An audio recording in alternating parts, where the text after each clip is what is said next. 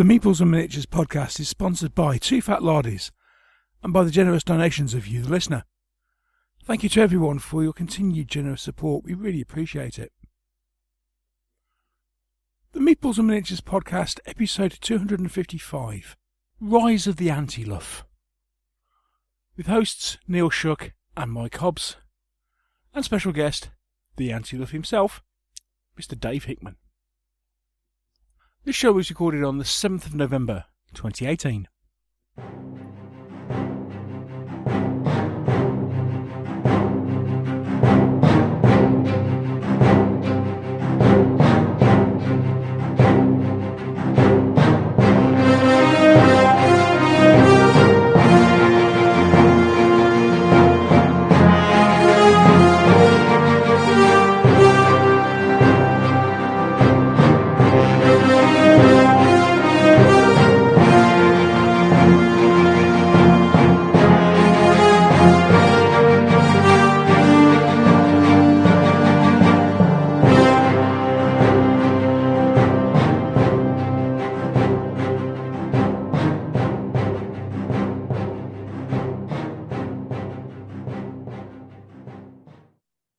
Hello and welcome to another episode of the Meeples and Miniatures podcast.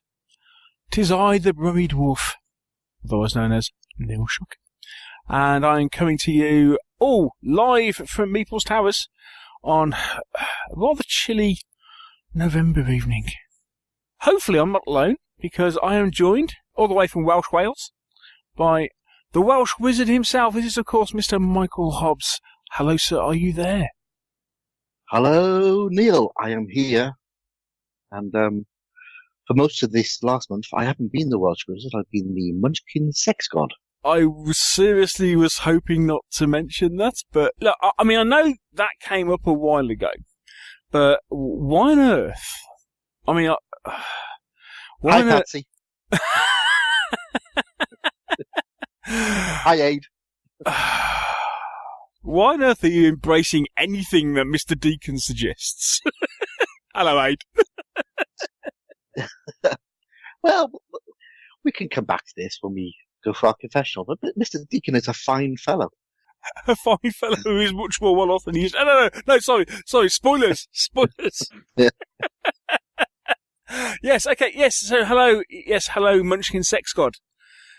And now we need to... It doesn't sound right when you say it. It sounds slightly grubby now. Let's go back to the Welsh Wizard. I expect a change into the handle come in the morning. Yes. I've changed it.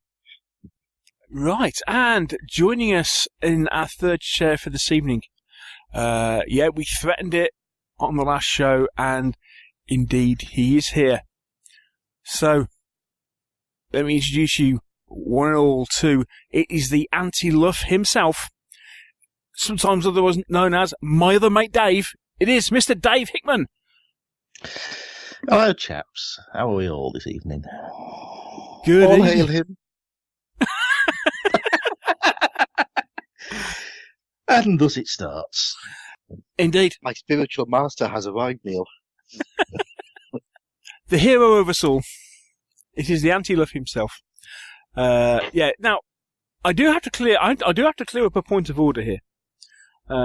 In the fact of, on the show, he has become known as my other mate Dave. But we've been chatting about this, and I reckon I have actually known you, Dave, longer than I've known Dane Luff. Yeah, I think we did work it out. It's not a lot of difference in it. There's not a lot of difference in it, and just in case you're wondering, me and Dave have worked together for coming on for 14 years. I think it's coming on for 15 actually, but I'm not 100% certain. Actually, yeah, I think you might be right. Yeah, yeah, we've known each other quite a time. We've known each other quite a time. So actually, if we're being strict about it, Dave is Dave, and Mr. Luff is my other mate Dave. So welcome, not my other mate Dave. This is going to get really confusing. It is. Oh. It is. I think we'll just call him Dave for tonight and leave it at that. Or the hell the Anti-Luff, one or the other. So we've got Dave on because Well, as we'll find out in a second, Dave is relatively new to the hobby. But he's, let's face it, I think that it's fair to say you've kind of embraced the hobby, over the last couple of years. And so we wanted to have a chat about various things that you've been involved in, and also, some of your impressions of, actually getting into the hobby and what you think of it as a kind of relative newbie, if you like.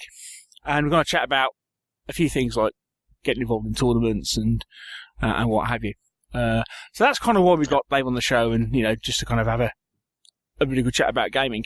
But before we do that, okay, so obviously Mike knows you. Well, we've been out for a curry, so I mean, what more do you want? 2 curries. Indeed. But Dave, so how on earth did you get involved in gaming, board gaming and wargaming? Oh, let me think. There might have been a young gentleman I've worked with for approximately 15 years might have poked me in that general direction. Nah, I don't know what you mean, mate. Well, having stopped role-playing when I left uni, I fell into the world of video gaming for a very, very long time and got addicted to some very long-running games, which it's my time. So nobody mentioned Japanese RPGs. I do like them a lot, especially the 100-hour plus ones. But we were talking with Neil one day, and he knew I bought a few things on Kickstarter, and he mentioned this thing that he thought I might like called Thunderbirds. Fishing back a little while now. And, it was Thunderbirds was the first one, was it? Thunderbirds was the one you tempted me with. And being me and not having any self-control when it comes to buying things, I went in for everything. Which is a pattern that's carried on. And on. And on. Spoilers!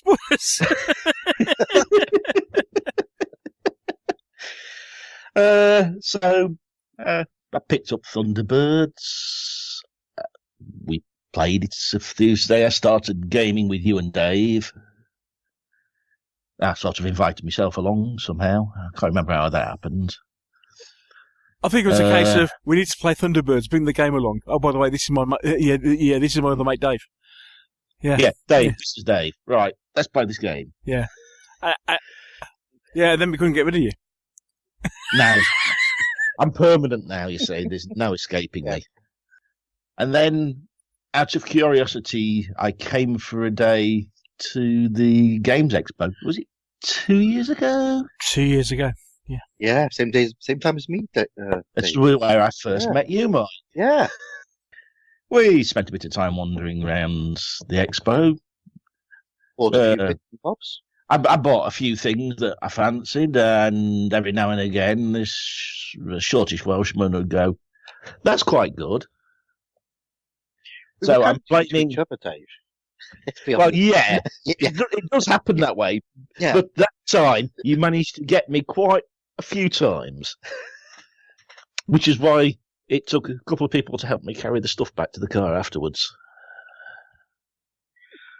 Yeah, we did make that fatal mistake of dropping all our stuff off at the storage place, and then stock up again, and then realise, hang on, we haven't got enough arms between the 4 of us to carry all of this.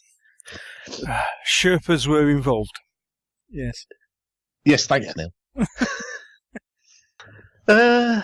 So what did we do after that? Then I basically, somehow, somebody kept pointing me at Kickstarter, and I started buying stuff and playing games and buying stuff, and the gaming sort of meant I was actually socialising with people rather than sitting in front of my PC, which was quite unusual for me. So from board gaming, which is basically how we kind of got started. How on earth did you suddenly get into miniatures? Because honestly, I can't remember how that happened. I'm not sure either. It sort of crept in while I wasn't looking. I think you ran out of board games to buy. I think I might have run out of board game types to buy. Yes. Yes. I think you might have gone down the route of buying one of the board games that has nice miniatures in there, and then somebody said, "Oh, I think you should make them." Yes, sorry. I do. Now, that would have been when I finally acquired all of Imperial Assault, I believe. Yeah. Yeah, you heard right. That was all of it, from scratch. In about 6 months, I think. I think it's otherwise known as determination. Yeah. It just kept wanting me to buy it, so I bought it. And then I saw those miniatures, and I think then I was looking on Kickstarter, and I spotted, I think it was Midland's Halflings with Halfling Wizards. That was it, because hadn't weren't we thinking about starting Dungeon Saga?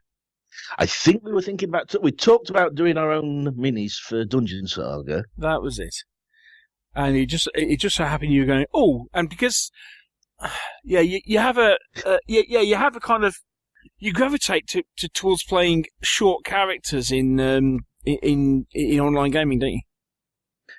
I might do. I mean, I may have a preference for hobbits and halflings in general, or gnomes, or anything short, really. Yeah.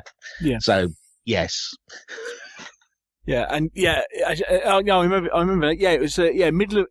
People might remember Midland Miniatures. I mean, they've done an awful lot of them actually, but they do loads of different, like it's basically D&D characters or what have you, or like towns characters, or they got quite a huge big collection now.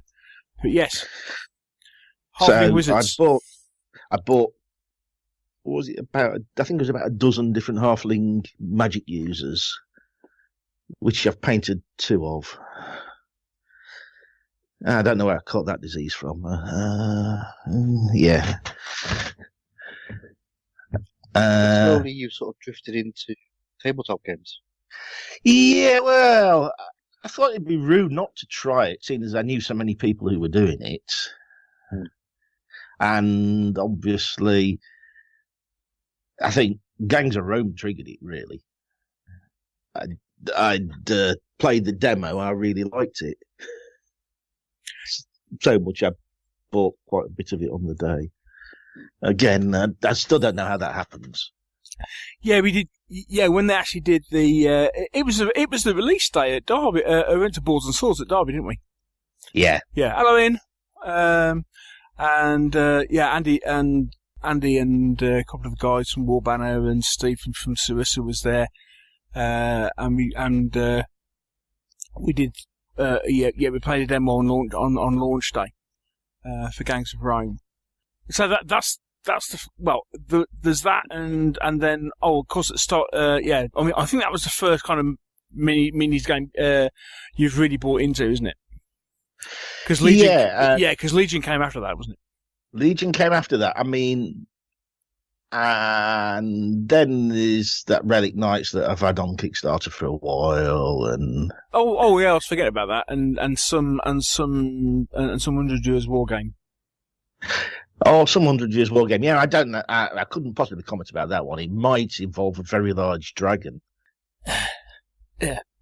so that one might have cost me a lot of money. That's a board game, doesn't count. Yeah, but there's about 800 miniatures in it, Mike. Yeah, still a board game. Yeah. Cool. Well, okay, so it's basically been a bit of a slippery slope then. You could possibly say that. I think I've been fairly restrained, personally.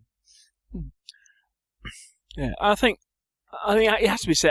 I think let's be honest here. I think both myself and Mr. Hobbs may have on the odd occasion kind of, well, I mean, I've been a disgrace, and I've taken you along to war game shows, haven't I?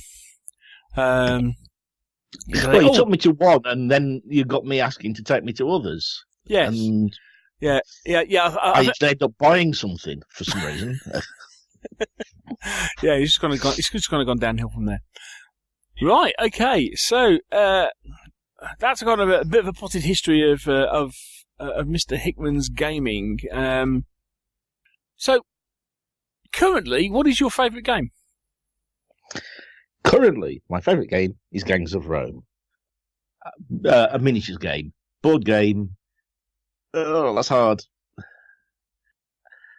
I would say my favourite board game has to be Mansions of Madness. Oh, good man. Yes. Yeah. I'd agree with you on both of those. How much? I was going to say, how much of Mansions of Madness have you got, Dave? All of it. How much Arkham Horror have you got, Dave? Most of it. I've not got the last couple of packs, but I'm nearly there. Excellent. We could go on, but I think we're all getting the idea. You are a cruel man, Mr. Hobbs. I am. Now, when I'm looking at a game, one of my first questions is, hang on a second, has Dave either got it or pre-ordered it? Because half the time I'm looking, that looks an interesting game. Yeah, I got that on pre-order. Oh yeah, I backed the Kickstarter for that. And of course, if you're in the same gaming group, a lot of the time it would. Yeah, I mean, well, as the great guru himself would say, it is foolish to own multiple copies of the same game in the gaming group. No, it's not. No, that's just madness talk. Yeah, but it does mean that a couple of games that also a couple of games that I may not have considered, but Dave has then bought and I've discovered. I mean, for example, the big one on that was Terraforming Mars. That was not on my radar at all, and you got that, and Dave bought that, and that is a stunning board game. That is really good. By the way, have you noticed there's a new expansion out for that, Dave? I may have noticed that. I may have got that pre-ordered. Just wondered. Okay. So for any retailers out there listening, just drop me a line and I'll make sure you get Dave's email address. Right, now we've ribbed him mercilessly for 20 minutes. Let's carry on for the next hour and a half. Oh, indeed. Yeah, what we'll do, we'll take a quick break, and when we come back, we'll come back. We'll get to Confessional, and oh boy, am I looking forward to this one. You might need an extra coffee.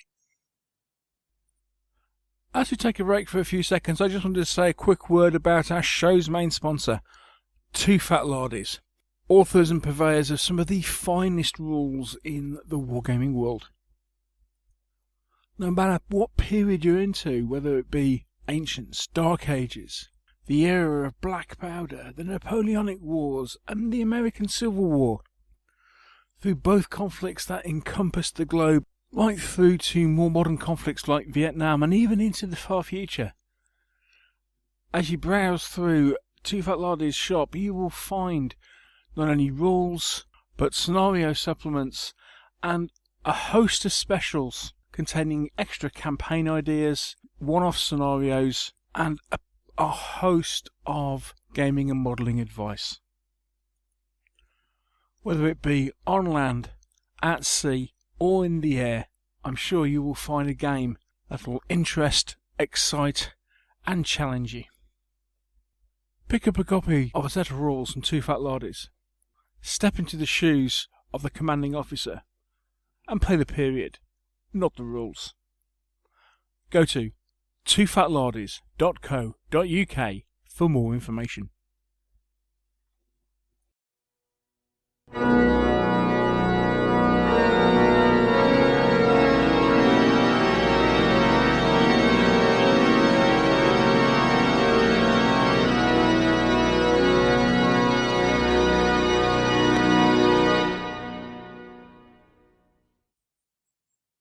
Dearly beloved, we are gathered here. It's time to come forth and embrace the madness That is the gaming hobby and the gloriousness of all it is, and to open up and let everybody know what we've been buying. You see, Mike, I'm embracing it. It's no longer shameful. I'm shocked, yeah. It's a good thing. It's a good thing. You should embrace it, yes. Yes, it is, and especially since we got Dave on the show. Yeah, you should, all hail him. Indeed, we should definitely embrace it. Stop this frugality. Too right. Yeah. I think I need to go first, just so I can get my little bit out of the way. So it's been strange. It's been about 3 weeks since we last recorded, because of the vagaries of things like October being a 5-week month and stuff. So, so last 3 weeks. What? Ooh, I can't remember if I'd got all of the. Okay, right. I'll just go with what I think I got. Okay, so got them. 3 new expansions for Legion. The last one you mentioned was the bikers. I remember that. That was it. I was trying to remember what came out. That was it. Right, so the gun emplacements came out at the end of last month. So that's the E-Web gunner, and then there's also the one of the portable rebel gun emplacements. They came out for Legion. So I think I said a while ago that after the incident with Leia and the Fleet Troopers, I thought, well, I'll get a box on release now, just to make sure that got hold of them. So that was that, and then actually, funnily enough, last week, Battlefield Hobbies actually got some Fleet Troopers back in. First time we've seen them since May. So I grabbed a box of Fleet Troopers. So that was Legion. Other than that, I've not actually been that bad. I'm not, backed a couple of Kickstarters. Just the odd one or two. Which ones? Backed the Honor Begeisha Kickstarter from Bad Squiddo. Mm-hmm. They were doing some new models for their existing range. That finished on Sunday night. So backed that. Got all the new ones for that. And also, because we've been waiting around for it for a few weeks now, backed the latest Burrows and Badgers Kickstarter, which finished yesterday, I believe, as we record this. So that was 15 new miniatures for Burrows and Badgers. Got some stunning, again, more really nice minis in that, including a couple of mages that are just superb. There's an otter mage that is basically like conjuring like a flame out of his hands, and it's just it's absolutely awesome. So Mike's done a great job with that. Great job. So that did that, and I think actually, yes, I've backed Deep Madness. Dimension Games are doing a second print run of Deep Madness.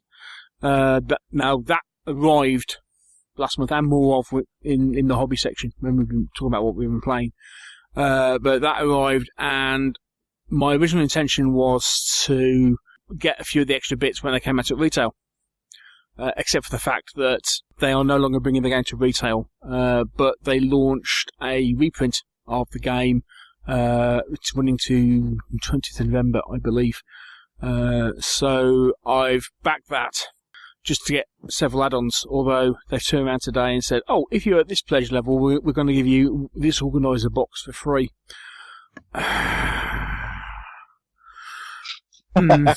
Yeah, that's quite tempting. Anyway, so that's me. I've actually been quite frugal. I was very tempted to buy stuff to buy some War Gangs of Rome stuff.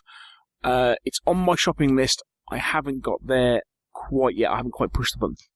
So actually, I've not been too bad. Pretty good. Right. Okay. Which one of you guys wants to go first? Dave. Where to start? Just the last few weeks, Dave. The last few weeks. Don't be going back, mate. I'm trying to think. Well, come on, start with. Come on, you can tell me. You can tell me all the stuff that you. You can tell me all the stuff that you haven't told me while at work. Oh, sorry. Well, did I do that? Dave listens to the podcast, funnily enough, which is quite weird. having someone that you work with actually listen to the podcast. And it seems that since we have been doing the Rise of the Anti-Luff section, somebody not too far away has been becoming a little bit more reticent on what's been going on. So I look forward to this. Well, we could start with I received my Kickstarter stuff from Annie for Freya's Wrath. All of it. Do we need to say all of it? I think we can just take. I think we can take that for granted now. We can just post-fix that on. Yeah, I received. What's the phrase? Is it a case of is it true to say you just don't do things by halves? I don't like incomplete things. Well, so would you say you're kind of vaguely OCD?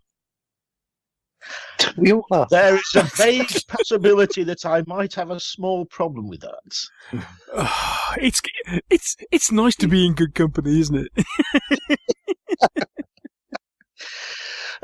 I received my copy of Dice Settlers, which I backed a while ago, which I might have failed to mention. Dice Settlers. So what's that? Is that like Settlers of Catan dice game? Yeah. Oh right, okay. Not opened the box yet, but it's there. I'll get round to that at some stage. Strangely enough, I had that batch of Halfling Ladies and Gentlemen from Midland. There was another Kickstarter that finished, and I obviously bought a bit of Gangs of Rome. Most of it, actually. I think I've got to actually write down the ones I've got and then compare it against the website to see if I've missed any. I think I've got most, but I might have missed a few, so I've got to be certain. I think it's a case of you just missing the new gangs, aren't you? Oh no, I own all the gang members. It's the other bits I'm not certain. What? I have bought every single gang member. Oh, have you? Okay. Yeah. Oh, right, okay. Oh, I'm loving this. This is great. Kickstarters I might have backed. There was the Gloomhaven player mats, which we used, which looked really good. Should get those in the new year sometime. Tiny Epic mechs, because I love the Tiny Epic games. I've got a small collection of those. The Noggin the Nog reprints, just for the original box set, because they look really nice. That is the miniatures, not the board game, isn't it? That's the miniatures. That is the miniatures, not the board game. That's the original box of miniatures. And I might have had a small slip with 7 TV Apocalypse. Only a little one. And I'm sticking to it. It's always good to have a second game, because you got Gangs of Rome. You want something a bit different. The trouble is, he's got just too much of a back catalogue for me to do everything for 7 TV Apocalypse. Yeah. So I went for the one before that. I just need to buy a few vehicles when it all comes in. Yeah, just to clarify. I mean, you have got the original. You got the original 7 TV box set, haven't you?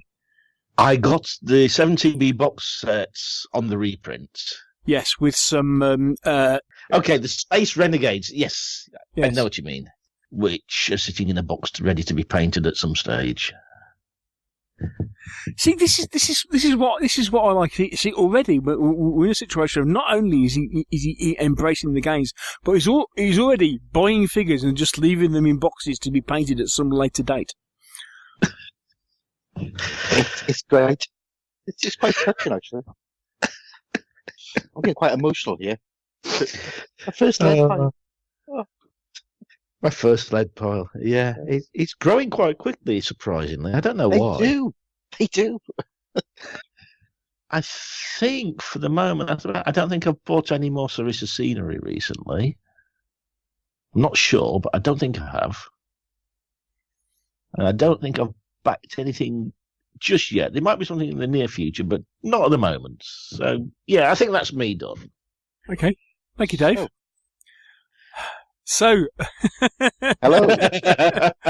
Mr. Hobbs, what on earth have you been up to over the last few weeks? Because if your Twitter feed is anything to go by. It's been busy. Right. Apologies for this, listeners. This could take a while. But in honour of the Anti-Luff being here, I've embraced my anti-frugality. So let's start off with the Firestorm Tabletop Sale Day, which took place. We avoided that this year. Yeah. We'd have gone, but we were elsewhere. Indeed. Well, as I mentioned on the last show, that Mr. Deacon, hello Aid, hello Patsy, the lovely Patsy, were there, just skimming off the top of Aid's massive pile of stuff, and I did spy something in a photo that Aid published, and I got hold of him, and that thing was the Warhammer Fantasy role-playing game, 3rd edition, which I've been sniffing around for a little while, because I think it's Fantasy Flight Games' first role-playing game. Oh, right. It's the Fantasy Flight published version. Yes, it's that one. And what I heard about it was it's a bit of a cross between a board game and role-playing, which, I was interested in. What you mean, a bit like 3rd and 4th edition D&D? No, that's telling. So this is much worse. So I was interested when I saw that Aid had the whole pile of it, about 6 boxes of the stuff with the expansions. We came to a deal, and I picked that up. So I've had a little flick through it, and it looks really interesting. It's the first time I've seen a role-playing game that says it's 3 players plus the GM. Although I think there is an expansion that allows you to play a 4th player. But it's interesting to look at it. Oh, wait, so it limits the number of players? Yeah, because you basically build up your character, and you almost make a little mini board for him with cards of skills and attributes and equipment that the character has, which lives in a little box. So it's really interesting. I could see why a lot of traditional role players don't like it, but for me, looking on as somebody who likes rules and rules design, I think it was a really interesting step. So I would love to play it, but at the moment I'm really enjoying just reading through it and looking at all the stuff, because you've got the dice system which was carried on for Edge of the Empire, which we've all played. So it's using those mechanics that we see in other games like Imperial Assault and Armada and all of that sort of, stuff. It's got equipment cards that we see in all their games. So it's really interesting to see the sort of evolution, because this is quite early on when this came out. So I got that. Aid also had the War of the Rings board game. The original? The version 1? Yeah, the big one. Sure. That is a good game. It's a big, heavy game. It's a big, heavy Sunday afternoon game, isn't it? It's like a 4-hour job. Yeah. I don't think Mr. Hickman knows I've got that. I'm sorry, you've got that? Oh, yes. And I've got the expansion for it. That means we're going to have to I'm going to have to drag you over for a Sunday afternoon playing of that then.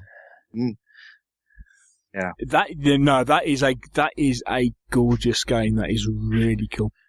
Yeah, well, I looked at it last year because I wanted to get a big game, and I chose Rebellion instead of War of the Rings. Nothing wrong with that, Mr. Hobbs.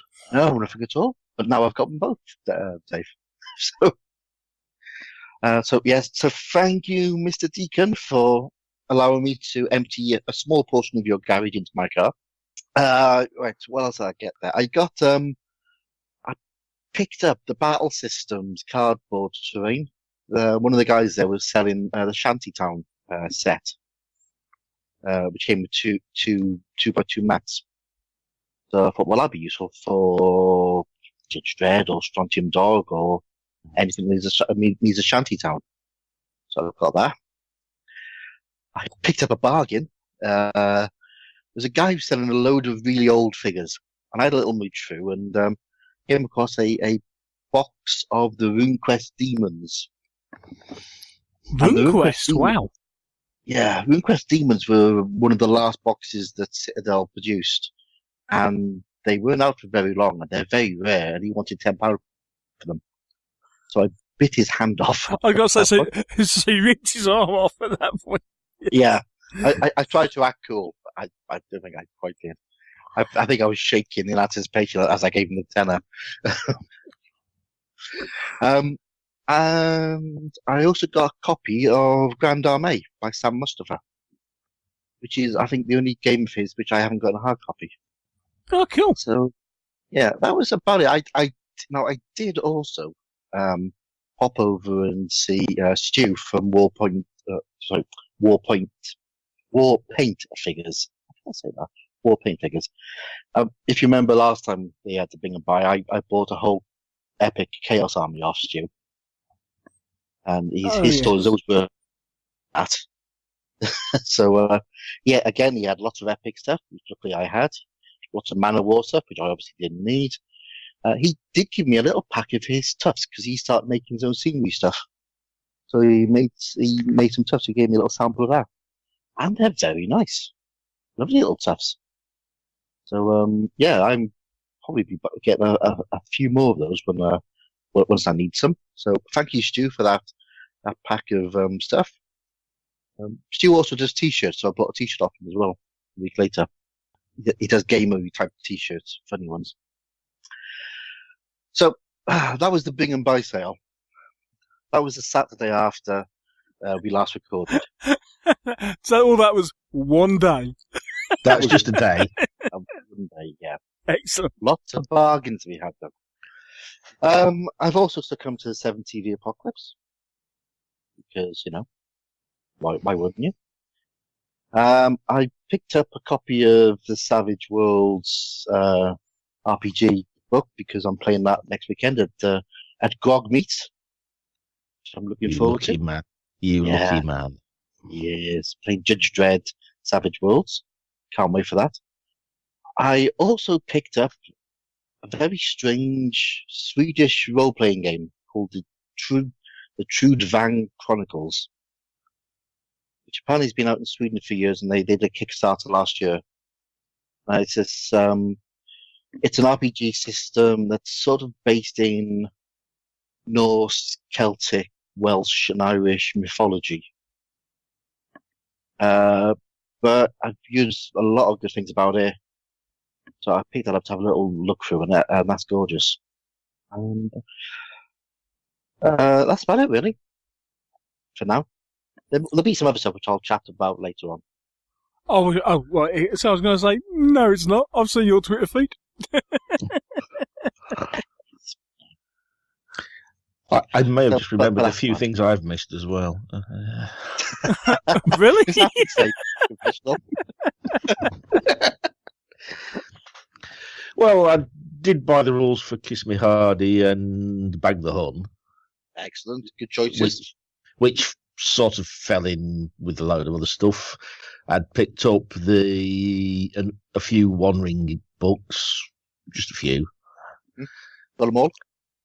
Not quite. I didn't quite have the cash available at the time I was getting the 20% off, but I got enough. And I picked up, there was a thing going on, and I picked up all of Tunnels and Trolls in PDF. Oh, yeah, I got that as well. That was a while ago. Yeah, it's just sprung into my mind. I'd totally forgotten about it. So, yeah, just a couple of odds and ends. I just fell onto my shelves. PDFs don't count, Dave. Well, they don't use any space. That's a good thing. Yeah, exactly. Yeah. Excellent. Okay, so that's what we've been buying. Is there anything that is kind of on your radar at the moment? Anything you spotted that you're kind of thinking, Yeah, I got a couple. And they're both ship-based. So, I am kind of interested by Cruel Sea by Warlord.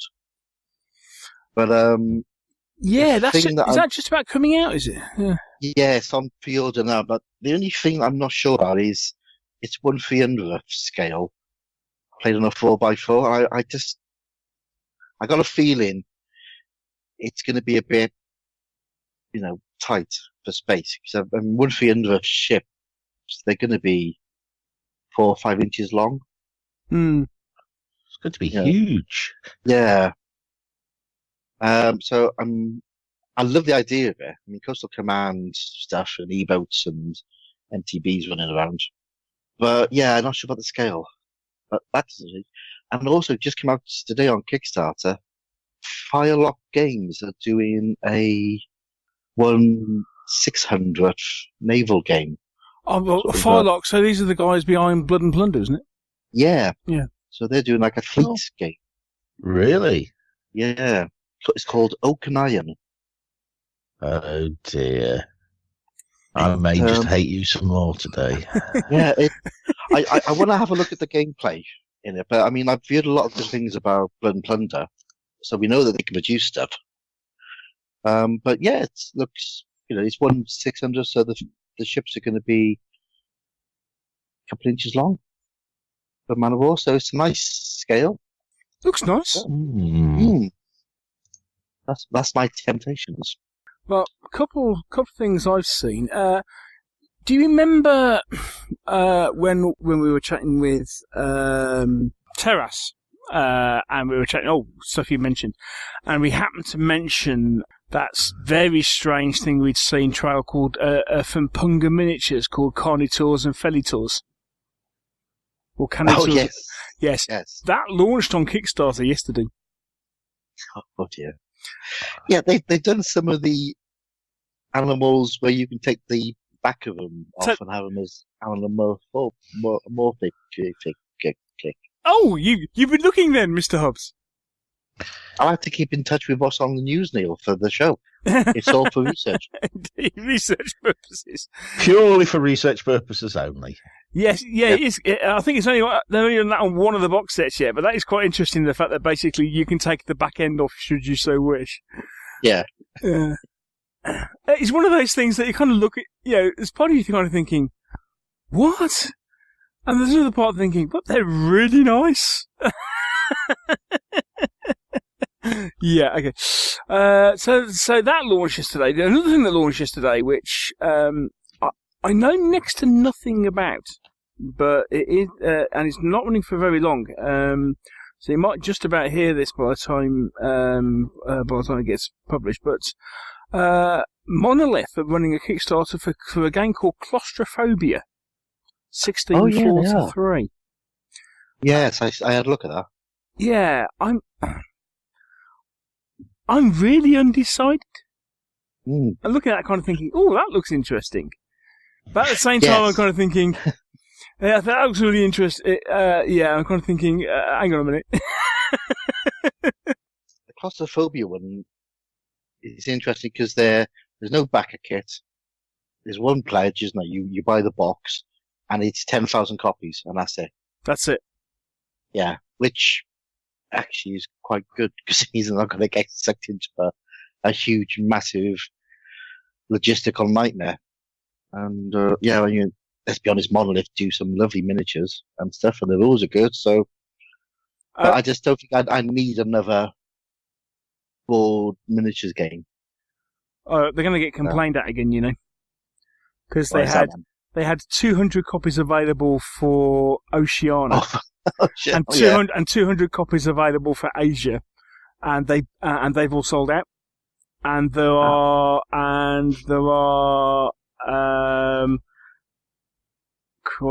according to this, there are North America, they have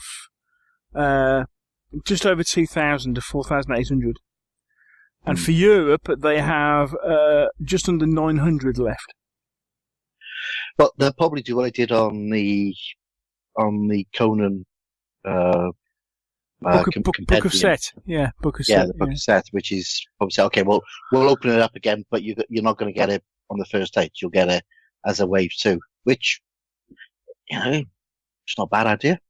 No, it's. Because it's Monolith, you're kind of thinking, they've been decent games so far, but I know nothing about this game, so I just looked at kind of going interesting, and the miniatures, the minis look quite interesting. So, Yeah. Oh, yes. Confessions. I forgot something. I was thinking you might have done. Yeah, it's just looking at this kind of thing, and it triggered my mind about Kickstarters. I had another Kickstarter turn up, because Carnivale turned up. So that's something else that arrived in the last few weeks. That looks really nice. All the boards and the buildings are really, really nice. Figures are very well done. Couple of the details are I don't quite know. I think they've used a kind of a resin plastic mix, and I'm not quite sure if it's a little bit too flexible. But the minis generally are really nice, and but I haven't had a chance to have a look at the rulebook yet. But the rulebook's huge. I was really surprised. So I was expecting quite a relatively small rulebook, and it's a big meaty weighty tome. So, and of course that was written by Gav. So I'm looking forward to I'm looking forward to reading that one. So that's me, Mr. Hickman. Is there anything that's kind of you got your eye on? Lurking in the distance. Well, there's a Kickstarter called the Everrain, which is a sort of story-driven exploration game. Which I've got my eye on. I'm not sure yet, but it's intriguing. So there's a fair chance I may back it. I've got it set to remind me just before it finishes, just in case. Not a lot else at the moment. Waiting to see what else exciting is going to turn up soon. Ah, right. Yes. There was one other thing that I spotted. If I can find it. That I was put onto by friend of the show, Luke Holmes. Hi, Luke. Hello. Because he went, I'm back to Kickstarter. I went, that looks interesting. Bag of Dungeon. Sorry. Bag of Dungeon. That sounds like a dungeon bash type thing. A dungeon bash, a tile laying dungeon bash with cards. It basically comes in a big bag, and it's got a bag of cards, a bag of items. It's described as an old school dungeon crawler, and a pledge will cost you the princely sum of £19. I'm sorry, what? Well, sorry, they have a what they call the secret gold pledge, which includes a couple of extra special characters, and that's all of £32. And that is due for delivery. Well, they're hoping to deliver it before Christmas. No, sure. Blimey. So yeah. Bag of Dungeon. A fantasy adventure game. Yeah, Luke backed it. I never heard of it. It's basically dungeon tiles, and look, it's got meeples in it. It's dungeon tiles, dice, cards, and bits of paper. Okay, very interesting. So I think it's basically designed as a nice portable dungeon bash for people who are into dungeon bashes but don't necessarily want to take a big board game around with them. Well, I may have a predilection for dungeon bash type games. And if we give it a few minutes, dear listener, we'll be able to listen to Dave Hickman submit live on air. You're too late, mate. And let's face it, that's the second one since we've been talking.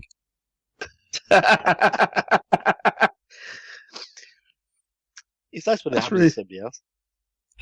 That's really, really good value for money as well.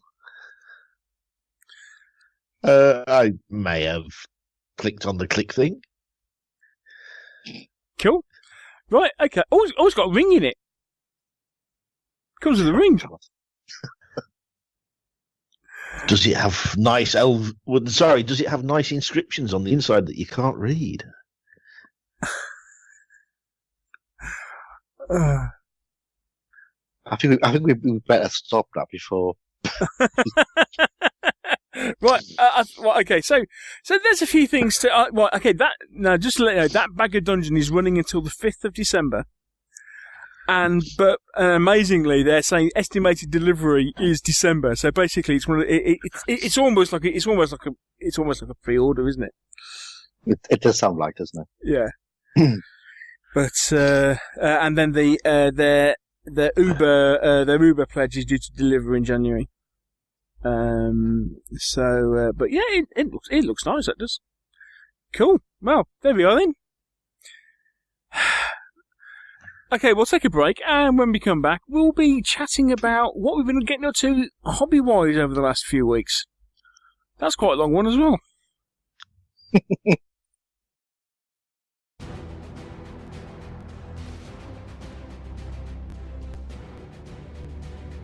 Hi everyone, Neil here. I hope you're enjoying this episode of the Meeples and Miniatures podcast. If you are, I'm wondering, would you consider becoming a patron of the show? For as little as $1 a month, you can help support us in what we're doing with the show. For that, you can get access to a monthly question and answer show. That will also allow you to ask questions. If you pledge more, you potentially get bonus podcasts. And you never know, you might even get invited to be on the show yourself. If you want to know more details, please follow the link to our Patreon page, which is on the front of the website. That's www.meeplesandminiatures.co.uk. Thanks a lot.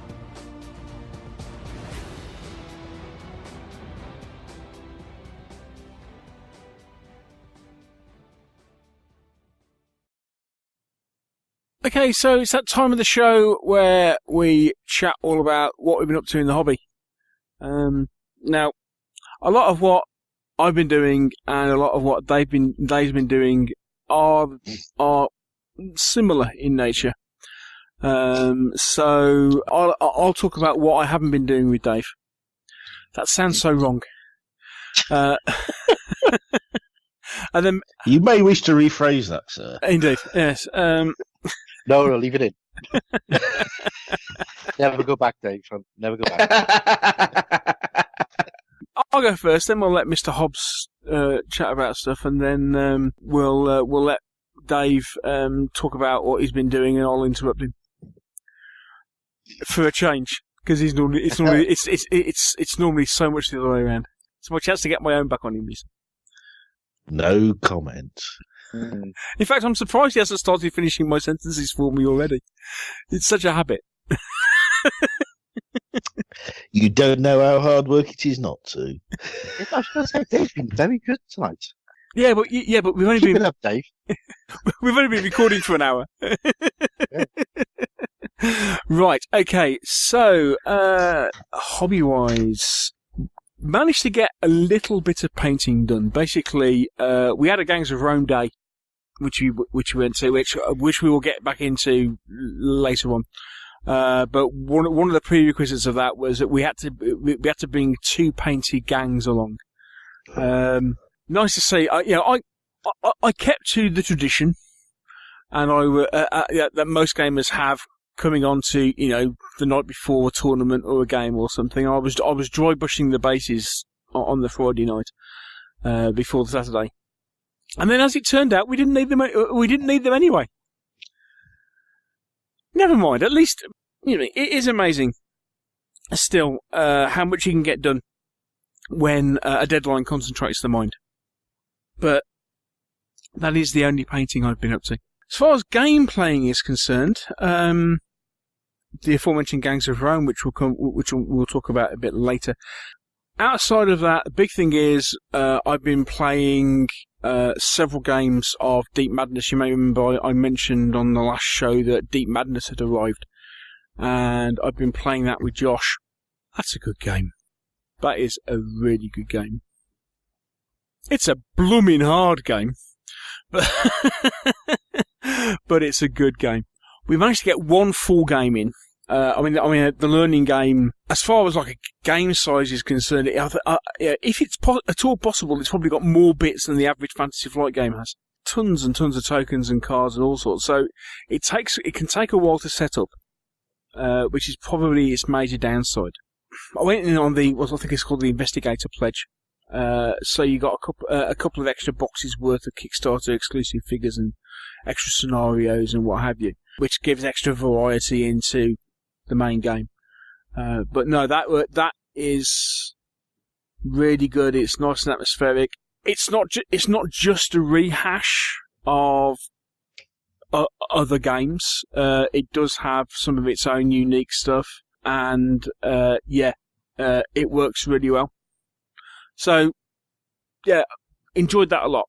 Really pleased. That's why I'm backing some of the reprint because now I've played the game. I go, oh yeah, it is really good. There's a few things like there's an expansion and a couple of extra monsters and stuff that I quite like for it. But yeah, it is a really decent game. Really pleased with that. And then, yeah. Gangs of Rome, Gloomhaven, Mansions of Madness, all those with Dave. I'm sure we can get more into that in a minute. But yeah, it's been quite a busy few weeks. Lots of games played. It's been cool. Cool. Is it me then? Go on then. Right.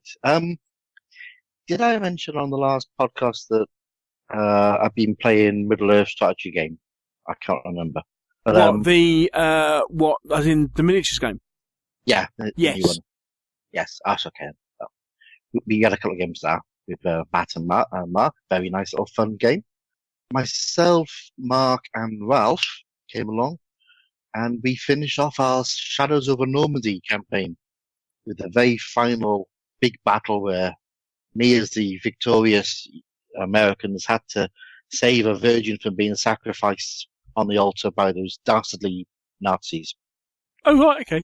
Unfortunately for the virgin in question, we didn't quite get there in time. And thus the world ended. And yeah, basically the world ended in 1944. So, we played that. Great, really fun game. Loved that. I met up with somebody from Twitter called Wayne Peters, who's a role player. And we went down a firestorm and we had a game of Warhammer Fantasy First Edition. So what is it? What is in the miniatures game? Yep, the game from 1983, the little white box that started it all off. Wow. Yeah. So, because Wayne had never played, I'd never played, even though I've owned the thing for 35 years. So I put together some forces, and we had a little game of that. So what made you get that out then? Because Wayne put a tweet out going, I've never played this, and I've always fancied it. I went, I could probably help here. Oh. And so we got it out. Yeah, it was alright. I mean, Johan came and joined us. I met Johan. He came down. It's quite strange playing a game with a player who's actually younger than the game itself is. Johan's in his early 20s, and this game's been out for a while. So played that. It's interesting to see where some of the mechanics came from, because a lot of the mechanics haven't changed in 35 years.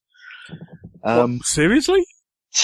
Yeah, it's very recognisable. It was fun. It was a fun little step down memory lane. But I'm sort of umpiring, so we didn't go for the big block formations and stuff. We just basically did a little skirmish groups running around and, kept it quite tight and all that sort of stuff. But it was fun. It was nice to play, Then Matt from Glenbrook Games. Hello, Matt. Hello, Matt. He turned around and went, I fancy playing Man of War. So, me, Matt, Ralph, and Mark. Where on earth did that come from? Well, me and Matt had played it before. We played it a few years ago. Oh, okay. And, we both have fleets, so we got together, the four of us, and we put on a big game. And I just remembered how much I loved that game. So, if we take a step back to the confessional, and I mentioned that I was chatting to Stu from War Paint Figures, who had some Man of War figures there for sale, which I didn't need at the time because I haven't played Man of War in years. Well, after playing with Matt, Ralph, and Mark, I decided that I really did need them. So emails were sent, and prices were agreed, and I'm now the owner of a very nice painted elf fleet and a whole load of orcs, which I need to paint. Excellent. Yes. As I think I said, that is probably my biggest regret is I got hold of most. I bought the original box set when it first came out, but I got hold of most of Man of War when they sold it off. You know, they had that kind of basically that fire sale for about 2 or 3 weeks when they decided that they weren't going to stock it in stores anymore. And I got absolutely everything for it.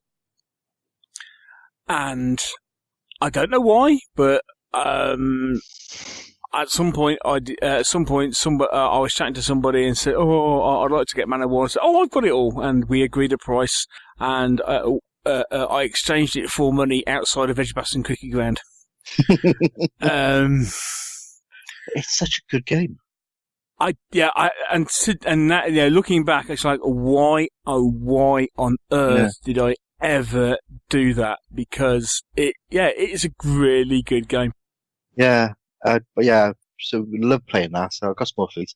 I've actually picked up as well on eBay. Somebody was selling the box game without the figures in it or the rules. So it's just all the tokens and the cards. And he wanted something about £25 for the whole lot. I just thought, well, that's useful because you always run out of the tokens and stuff. So I got that as well just to replenish my old battered ones because these haven't been touched. So yeah, got that. Man of War, brilliant. And last night, on our usual Tuesday night out over in Abergavenny, the wargaming capital of Wales, me, Matt, and Mark got together and we played Seventh Continent. Oh, we haven't played that for a while. No?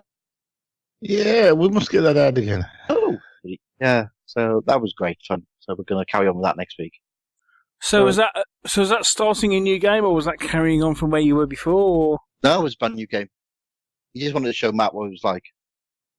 And obviously, 2.5 hours later, we're still there. But yeah, great fun.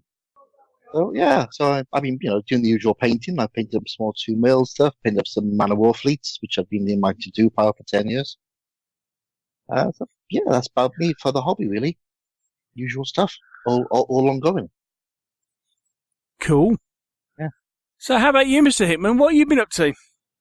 Well, let me think. Gloomhaven. So, okay, we've been playing a lot of Gloomhaven, haven't we? We have indeed been playing a lot of Gloomhaven, as we found the Luff likes Gloomhaven.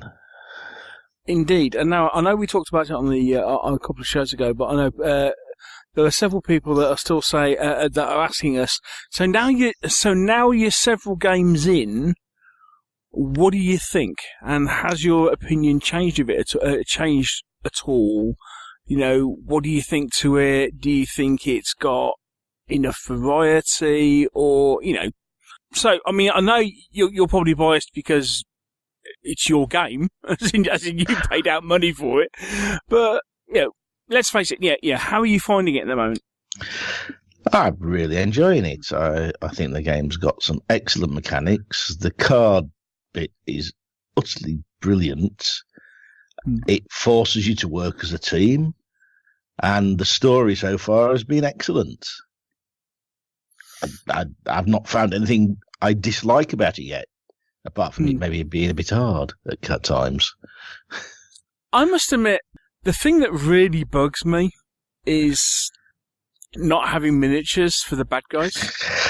I couldn't have afforded the game if it had had miniatures for the bad guys. Let's face it. They'd have had to double the size of the box, and the box itself is huge. It would have been very expensive. There's only 240 standees. I mean, there's it's not that many. Another 240 miniatures. Oh, double the size of the box, triple the price. Yeah. Yeah, and I mean, a lot of people are looking at the dungeon tile art and saying especially when you start comparing it to some other games. You compare it to the likes of things like Mansions of Madness or Imperial Assault or other dungeon tile games, and they're kind of thinking the artwork is potentially a little bland. As in, there's not massive amounts of detail. I'm just saying, this is an argument that some people put out there. I kind of see where they're coming from, but... Yeah, I see it, but the whole game weaves such a nice story around the whole setup of the dungeon and what you're doing. I don't think it's relevant, to be fair. Yeah, I think it's more of a nice to have. First and foremost, you've got to do. You've got to look at how the mechanics of the game plays, and let's face it, it's a game that follows a story. So how is the story and the whole dungeoneering experience, grabbing experience and stuff, and how that's going, and how does all that work and what have you. So other than a certain guy playing a rogue nicking all the money, and his healing mate nicking all the rest of the money, leaving the spellcaster with nothing. But I'm not bitter, honest. But you're a high level than me. That's nothing to do with it. Yeah. So the other thing so far, I mean, because someone was asking, okay, so have the scenarios got enough variation to them? But I was kind of thinking, actually, when it comes to Dungeon Bash scenarios, there's not. Yeah, I was going to say, across the genre, there isn't a huge variety in Dungeon Bash scenarios. You're in a dungeon, you're killing monsters for a purpose. Yeah, and it either boils down to you have to make sure that you either get to a certain room, get a certain item, kill a certain monster, or kill everything. Yeah, that's about it. That's about the 4 scenarios in every Dungeon Bash ever invented. Kind of has a point. Have we missed anything, Mike? I mean, or is that kind of? I don't really. Get in there, kill things, find something, get out. Yeah. I was thinking the only exception I know to that is Mansions of Madness. But Mansions isn't really a Dungeon Bash, is it? Well, yeah, and plus the way the whole game works, it's set up to operate differently. But even then, at the end of the game, it's like okay, you are looking for stuff. Yeah. With the ultimate aim of perhaps finding the big bad guy and killing him. Mm. Oh, hang on a minute. You might be looking for stuff you don't actually know with Madness. Mansions. Let's face it. You don't. You go into a game not knowing what you're going to do, which is why it's so good. Other than putting out fires. We were playing the rule a little wrong with those. Yes, it's been discussed. Yes, as I think has previously been said, over-enthusiastic pyromania. Never mind. Neil just like burning the whole mansion down. It was fun. So what else have you been up to, Dave? I went to the Gangs of Rome Day up at Boards and Swords in Derby. Had a really fun day. Didn't come last, which was great. That was a good day, wasn't it? It was a good day. The game's a lot of fun. Some of the scenery that people have brought along was awesome. I was especially impressed with that little ship bay docking place. Yes. Someone had basically built a small jetty. Nice. And it was basically, it was made out of Tinfoil. lollipop, tinfoil. Yeah, that was brilliant. Having never done ships before, but so one thing is that, how do you make rippled water, or water that looks like it's got ripples on the surface? You do it using tinfoil. That looks stunning. As I say, painted tinfoil on that looks he's only for a harbour, and he just coated it all in tinfoil. It's brilliant, absolutely brilliant, inspired. Love it. Yeah, it was really good. It was made out of bits of paper, tinfoil, and some lollipop sticks, and it looked great. There was a lot of Sarissa scenery there, strangely enough, and it all looked really nice. Lot of fun. The game's excellent. Nice to meet other people playing a game I liked. We did, at the end of the day, we did the grand melee type thing, take 3 fighters, everybody on one long board, and I got trashed. But it was a lot of fun. I got to watch Mr. Shuck getting pushed off of a rather tall bit of scaffolding. Yeah, that was a bit of a theme of the day, that was. Losing the games by falling from high places. During the day, I got to have a rematch with Terry Meerman. Hello, Terry. We played earlier in the year Test of Honour, and then I didn't realise he was going to the Gangs of Rome Day, and we ended up playing each other in the second game, and we had this one. I mean, we were potentially going to talk about Gangs of Rome a bit more, but one of the great things about the game is that you can really tell a story with it. And in this particular scenario, but you had to get your Dominus off the board. Okay, your gang leader, except he is a surreptitious gang leader because he's actually running for the Senate. But he has been ambushed, and you've got to get him off the board. And I ended up in a situation that, for some reason, it was getting towards the end of the game, because they basically said, "Oh, you only got like 10 minutes left, or what have you." And I thought, I know what I'll do. If I climb up this ladder, I can climb onto this aqueduct, and the aqueduct goes off the board. So if I then run along the aqueduct, I can get off the board and win. And got to the top of the ladder, and bearing in mind scale wise, this is like 6-7 inches off the floor. Failing to remember that one of Terry's fighters was on with the sling. It was just within range.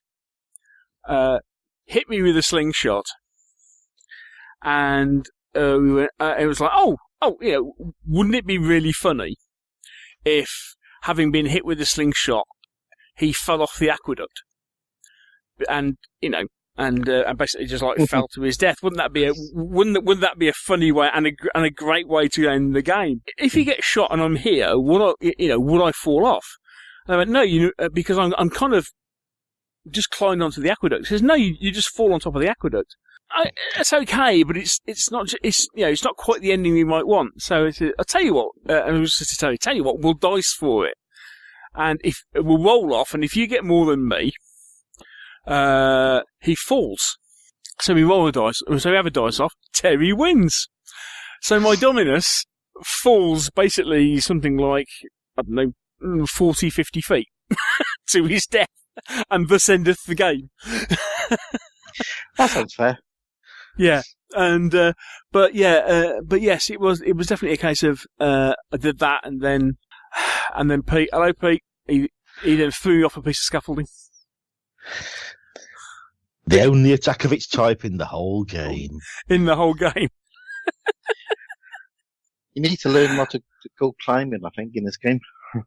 Yeah, but that's where half the fun is. Leaping around on rickety scaffolding. That could possibly collapse. Yeah, because they've just changed the rules. Yeah. That was good, though. So any other hobby stuff? Yeah, so then, straight enough, we were back at Boards and Swords the following day. Indeed, back in looking at Mr. Hobday's new game that he's developing at the moment. Mortal Gods, Test of Courage. So you knowing nothing about the game it's based on, because people may realise with the fact it's called Test of Courage, it is based on, or at least, it has its basis in Test of Honour. Okay, so immediately I was kind of quite well disposed towards it. This is the Greek game, isn't it? This is the Greek one. This is Dave's first exposure to this type of game. You knew nothing about it at all. So what do you think, mate? I really enjoyed it. I got my air quotes phalanx together and charged your phalanx, and we proceeded to bounce off each other for a few turns. It was great fun. Yeah, a lot of the mechanics are similar in nature to Test of Honour. There are several differences. So not the least, you can make formations. I did have to smile yesterday because if you happen to follow Simon Miller at all on social media, he did happen to tweet a picture yesterday. Oh, the picture of the phalanx. Yeah, the picture of the 1,042 miniature phalanx. Yes, I saw that. That was awesome. Yeah, and that's 28 millimeter. They're 28 mil, are they? That's 28 mil. Yeah. Oh my word. Yeah.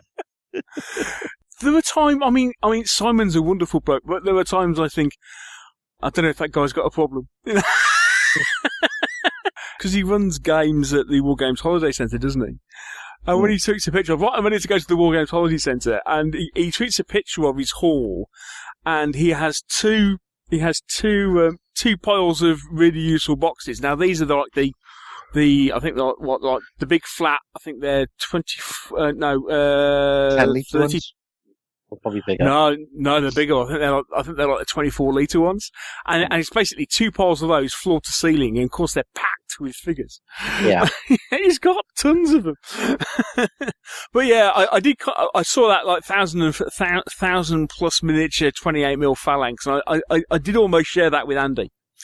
Because one thing, it was interesting chatting with Andy, and he said, yeah, we're calling it a phalanx. I'm already getting grief for it. I know, but it's like, yeah, what else do you call it?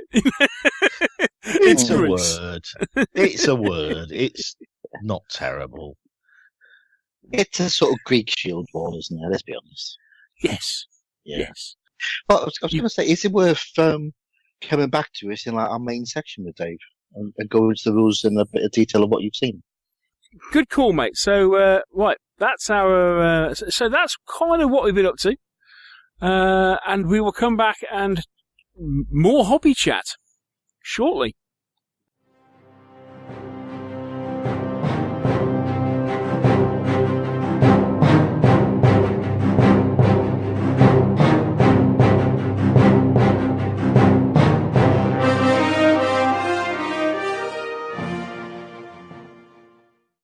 So time to very quickly catch up with a bit of the Meeples challenge.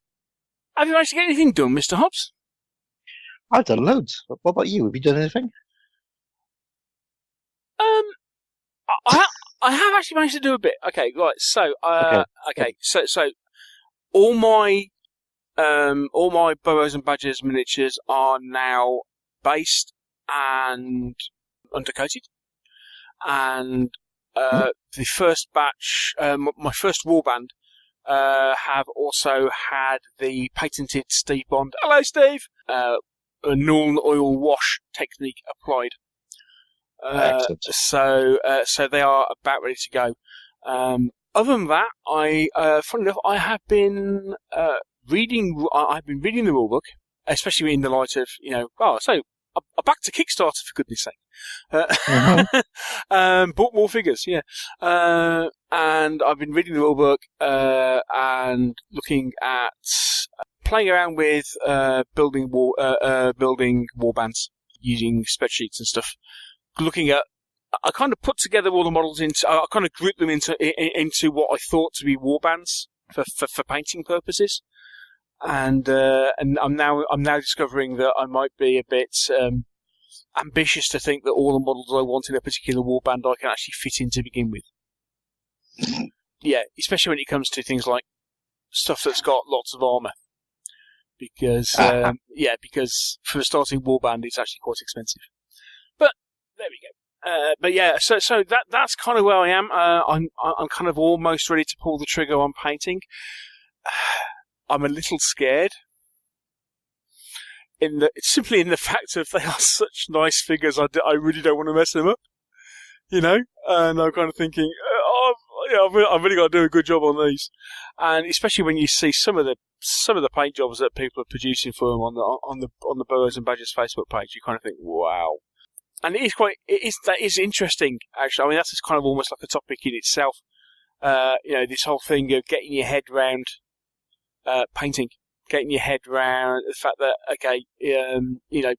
as long as you do the best job that you can on them and you're happy with them, that's it. Yeah, that's all you want. Yeah, but yeah, so I'm about to pull the trigger on getting some paint on miniatures. You'll be fine. Just get some paint on them. I'm starting with rats to begin with. They should be quite easy. Yeah, dry brush, give them a wash, done. Cool. So what you've been doing then? All right. So for my Meeples challenge, my 2 mil Napoleonic battle, I've painted up my French troops. They're all done for the first battle. So I've done. It's only a small battle. You get about a core, so it's about 3 or 4 divisions. So, it's brilliant, isn't it? You're going to go, it's only a small battle. It's a core. Yeah. But in 2 mil, core. Yeah, but in 2 mil, that's like, how many bases? It's about 20 to 30, maybe a bit more. But what's quite nice to this rules, the San Resultat rules, is the artillery. You have them limbered. So you have small stands for when they're unlimbered and they're firing.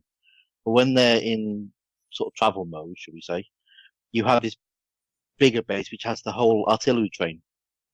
So for mine in 2 mil, I've done my small artillery bases on 40 by 20s with 3 guns on there. Mm.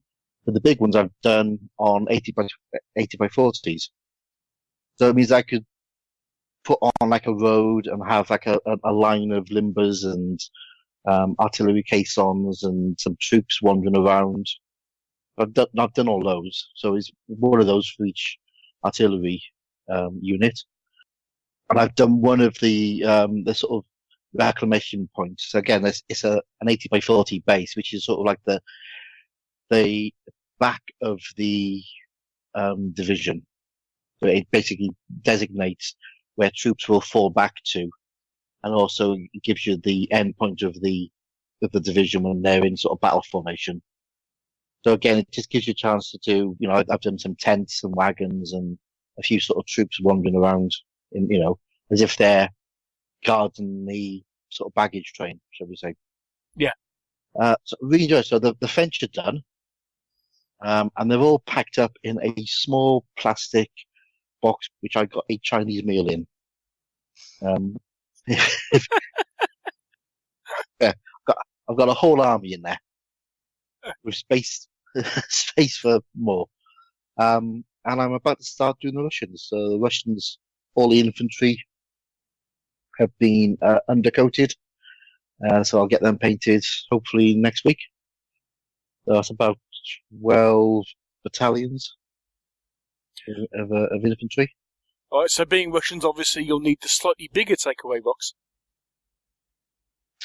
Possibly, yeah. There's a few more of them. And I'm thinking about terrain, so I want to do fir trees. So I'm sort of looking at the sort of forests in sort of Poland and the western end of Russia. And you've got a mixture of deciduous trees and pine trees mixed together. So I want to try and do that. So I've got some these 10 mil high pointed glass beads. They're like cone-shaped beads. Oh, right, yeah. So I want to use those as a base for pine trees, or for evergreens. So how are you going to do that then? I'm not really sure yet. At the moment, they've been sprayed black. I'm thinking I'm going to put some short flock on them to give them some texture, and then slap them in PVA, and then paint a very dark green on them, and just give them a very light dry brush. Just something to give a bit of texture, so I can dot them into bits of clump foliage to show the tops of the deciduous trees. I just want to give an impression that they're sort of pine trees. That's my plan. That's my cunning plan. Yeah. It may not work. It may be awful, but I reckon with a little bit of texture on them, they'll sort of work.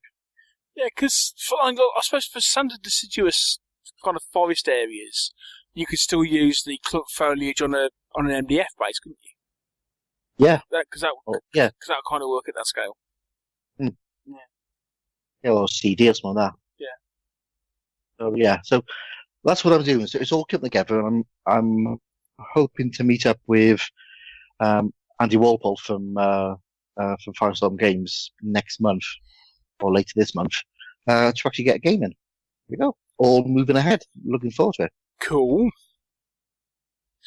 Excellent stuff. Well, that's the latest update on the project. You never know. By the next time we talk, I might have actually done some. I might have actually achieved something more than undercoating a figure. I thought your challenge was to make a village. Yeah, there is that as well. I mean, there is that as well. And actually, there's a little bit of chicken and egg going on here. In the fact that, do I paint some figures first? Or so we get a couple of warbands painted. Yeah. Or do I start making scenery? Figures. Do some figures first. Yeah. Get a little game in. Yeah, that's what I was thinking. Is I'll just build a couple of warbands, and then once we've got some warbands, because the kind of the scenery I've already got, you can certainly play. It's not beyond the normal wit to do most of that, and then so then you can just start adding stuff to it.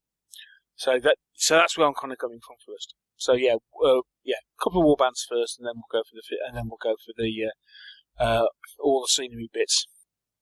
And I'm desperately trying not to get sidetracked into starting to build Greek and Roman stuff.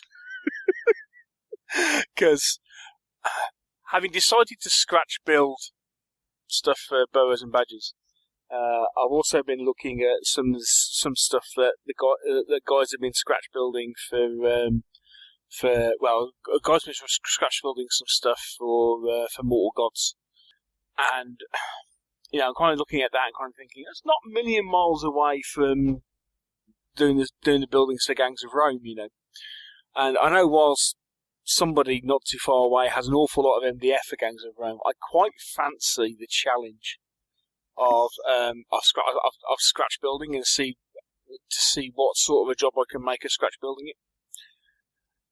And I'm desperately trying not to get distracted. Going, no, I need to do this first. Scribble. Mm-hmm. Some of us need to keep Sarissa in business, Oh, believe me, they will be. Yes, they will be getting their pound of flesh off me in other ways. But I mean, and certainly all the scatter scenery, from both Sarissa and Irongate.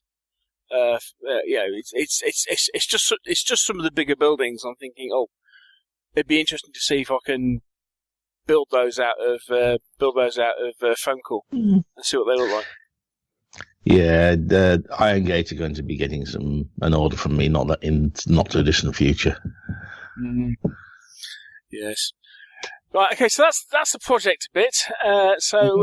We'll take another break and we'll come back. It's time for more hobby chat with the great Anti-Luff himself.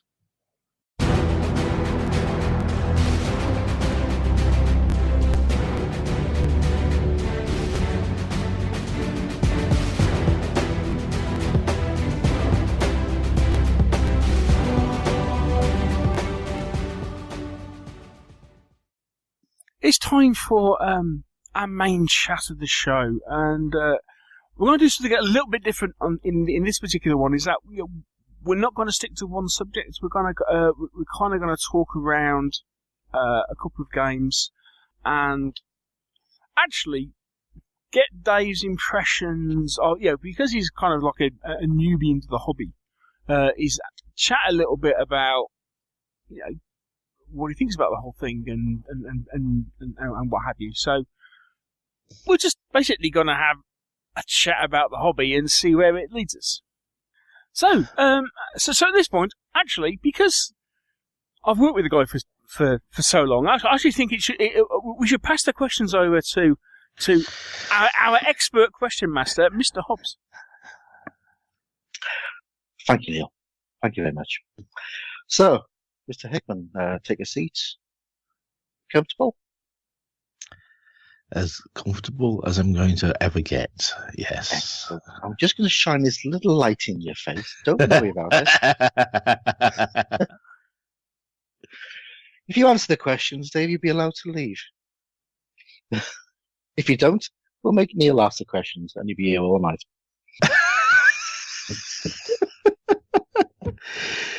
Oh, you're an evil man. You are an evil man. We all know this. All right. So, Dave, when you did your little introduction earlier, you mentioned you started off with computer games and then board games and then on one glorious weekend with Mr. Shuck here, you sort of got into playing more games. When you look at what you get in board games, especially with some of the model-orientated board games like Conan and Deep Madness and all of those. Imperial Assault. Was that those? Mansions of Madness. Imperial Assault, yeah. Was it a sort of desire to use the figures that you had in a different way that got you into playing or wanted to play tabletop games? Or was it just because Neil badgered you until he did? No, he didn't badger me.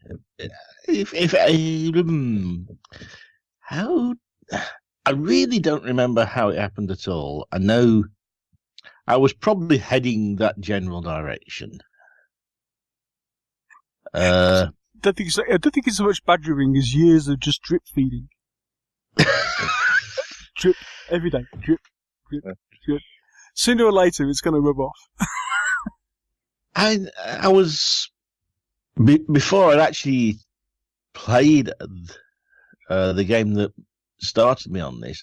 I'd already picked up on the Kickstarter for Relic Knights, which is anime based, which is something I've always looked at for years. Unfortunately, it's a very slow Kickstarter, so it'll arrive eventually, maybe. Yeah. So I don't know much about Relic Knights. So is that a tabletop game, or is it? It's a tabletop skirmish game. Okay. Cool. Okay, so you sort of got in there. I got in there because it was sort of science fiction, fantasy, whatever. It was something that I've always looked at. It's done by Soda. It's done by Soda Pop Miniatures. It's the Soda Popper part of it, which is why it's so slow. Yeah, but I think the Rome bit was interesting because it was the first non-sort of fantasy type thing I'd looked at. And I just liked the mechanisms. I thought it was a lot of fun. Mm. Did you sort of consider at that point then that, to play with Relic Knights, you're going to have to do things like learning to paint and make terrain or get terrain? Or was it just a case of, I really fancy it, so I'll get it and I'll sort of see where it ends up? I knew about the painting bit. I'm still working on that. I'm getting better, but I'm not the most prolific of people. my OCD gets in the way a little bit, and I try and be too perfect. And I'm slowly convincing myself that I don't have to be that good. Yeah, that never goes away, mate. Somebody. Yeah, I've painted some. I've put them on a table, and nobody's laughed at them. So I'm better now. It's just sitting down and doing it. So, do you enjoy the painting? I'm not sure. It's different. I'm still too much of a perfectionist, so I'm still very slow. I can sit for a couple of hours and then I have to stop. Mm. Walk away. It's worth noting where this comes from, though, mate, doesn't it? Isn't it? Yeah. To explain, Dave used to be in the ATC. Just a bit. I used to build competition model aircraft. So, for anybody who doesn't know, what's ATC? Air Training Corps. Okay, right. I joined underage and was in there for many years. My life ambition was to join the Air Force, which didn't quite happen. I sort of failed medical miserably, but never mind that. So my initial modelling experience was building airfix aircraft and adapting them, basing them for competitions, which was...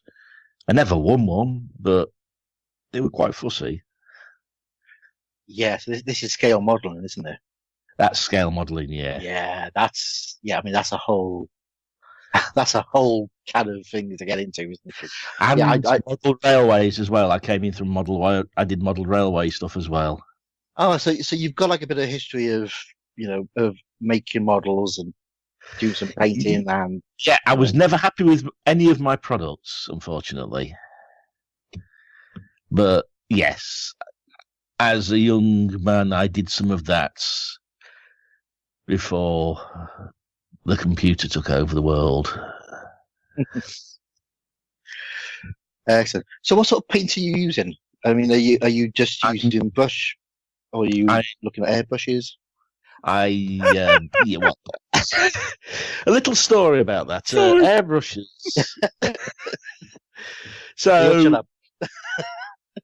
So I was interested in the airbrush bits, and I, on having listened to Neil talk about the course he took at Badger at Barwell Bodyworks. Barwell Bodyworks, yes. Hello, Steve. Yeah, hi, Steve. I went and did a beginner's course for airbrushes over 2 days with the brilliant Steve, who is an incredibly patient man. And it proved to me that even an idiot can use an airbrush. He's just his favourite saying to me was, "Put it down, step back. Does it look all right from back here?" That's something I've got to take into my miniature painting because I find it very difficult to do.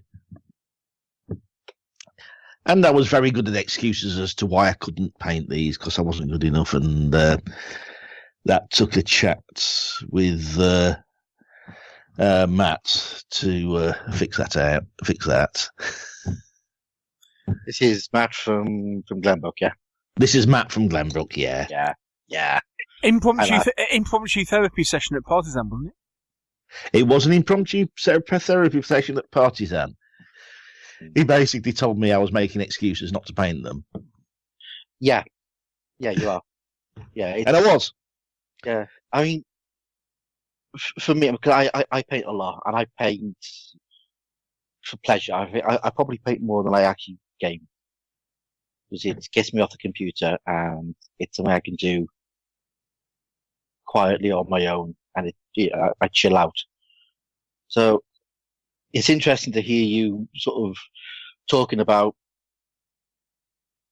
the way the painting is, causing you sort of anxiety because you're worried about not doing it right. And I mean, all I can say, mate, is you just got to sit there with some figures that you don't care about too much and paint them. Put some paint on them and try things out. Try some different paints. Try some different techniques. Never do it on figures you care about. That's a big thing, I think, for me. I mean, to be fair, the Gangs of Rome models are all metal, so I can always strip the stuff off if it goes wrong. You can, but I mean, metal's brilliant for pattern because you can always get a good quality. And the Gangs of Rome stuff is nice and simple. And and what I found worked for me was simplify what I was doing. Don't try and highlight as much. Use base colours, yes, a bit of dry brushing, a bit of highlighting, but not much. An overall wash and stop. Yeah, that's it. Yeah, one base coat, 1 or 2 highlights, wash on top, and you're done. It's about neatness. That's the biggest thing I found with people who've never painted is the neatness will always get you over massive hurdles. If you can paint a strap that's just on the strap, you can do it with 1 colour, and it'll look brilliant. If you try and do it with 20 colours with lots of the shading, and you get the paint onto the cloth behind it or onto something else, that's all you fixate on. So Matt is a very wise person. Yeah. Yes, he is. And he gave me plenty to think about at Partisan, and I actually came away. And I'd also booked my place at this Gangs of Rome day, so I had no choice but to paint enough. Yeah, that's a great pusher, isn't it? It helps. So I know I can do it. It's just sitting down and doing it sometimes isn't as easy as it should be. Yeah, it's that block, isn't it, of, it's when you force yourself to do something, you don't want to do it. That's why I always say, paint what you want to paint. Never paint what you are forced to paint. And I've always got a little shelf of odds and sods. So if I ever get fed up of painting something, I just pick up something completely different and I'll just slap a bit of paint on it. I may not finish it. I might just paint a little bit of it and then put it aside. But you need that sort of break up, and you need to just get in the habit of picking up a brush for a few minutes and put a little bit of paint on something. And when you finish, walk away. I think my problem is I don't have a dedicated paint desk. I don't have a space for a dedicated paint desk, so it's my gaming table I paint on. So I've got to clear it down to paint. Yeah, that's the biggest thing I've got in my favours. I've got a designated paint desk, and it's worth having if you can get a bit of space. Just do it. Just paint. Just pick up a brush, 10 minutes, do something, walk away, do something else. But you'll get there, mate. I know. I've done more this year than I spent 6 months avoiding doing it. So yeah, it's just getting the confidence and getting my head to agree with myself.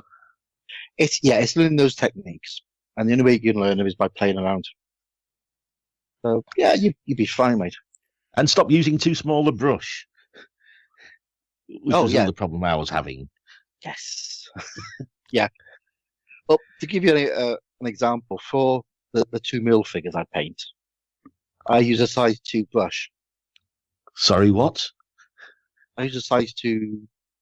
It's a broken toe brush. It's got the bristles are about 2 to 3. They're about 2 centimeters long, which is actually a lot bigger than the actual base of figures I'm painting.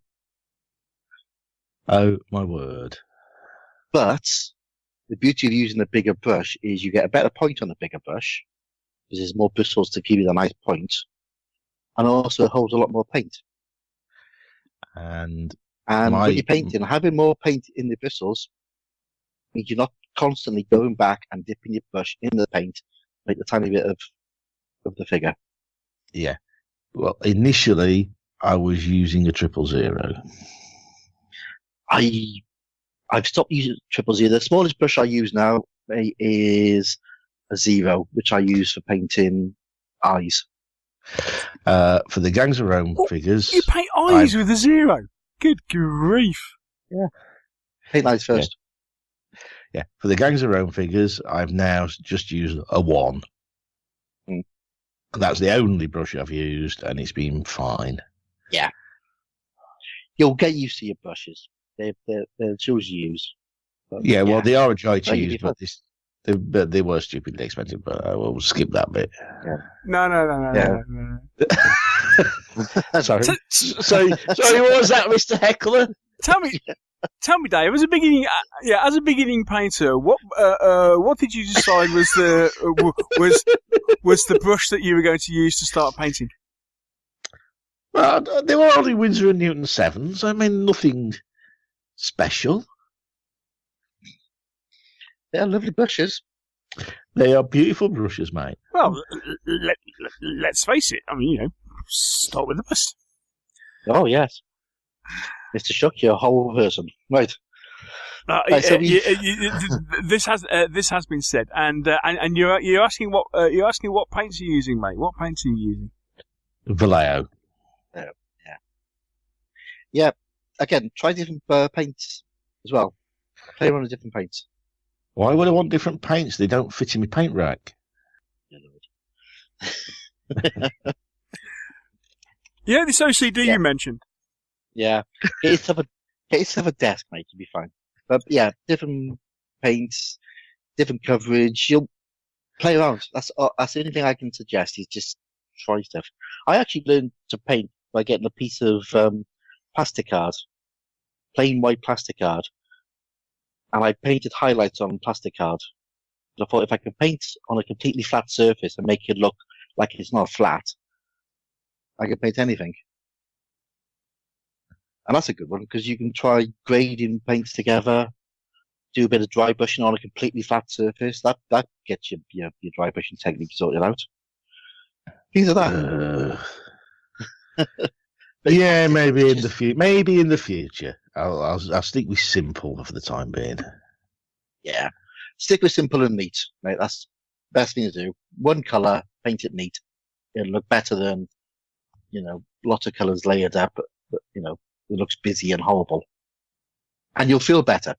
You'll feel better because you're looking and go, that looks really neat. Do that. Yeah. Yes, I did have somebody comment that I was being too accurate painting the skin tones. Oh, I don't know about that. That was the great guru, wasn't it? That was the great guru. Said I was wasting far too much time being accurate painting the flesh tones in only the flesh areas. He's a strange lad, the guru. You have to paint the flesh tones in the flesh areas, otherwise they're not flesh. Well, I think he was going for the paints his slap it on, get it on there, and he paints his flesh first, and then obviously anything where he isn't quite so neat, he'll go over later when he paints the clothing. But yeah, I kind of agree with that, but I try not to go over the lines when I'm painting the flesh. But that's why using that grey and black wash. It gives you the lines to paint up to.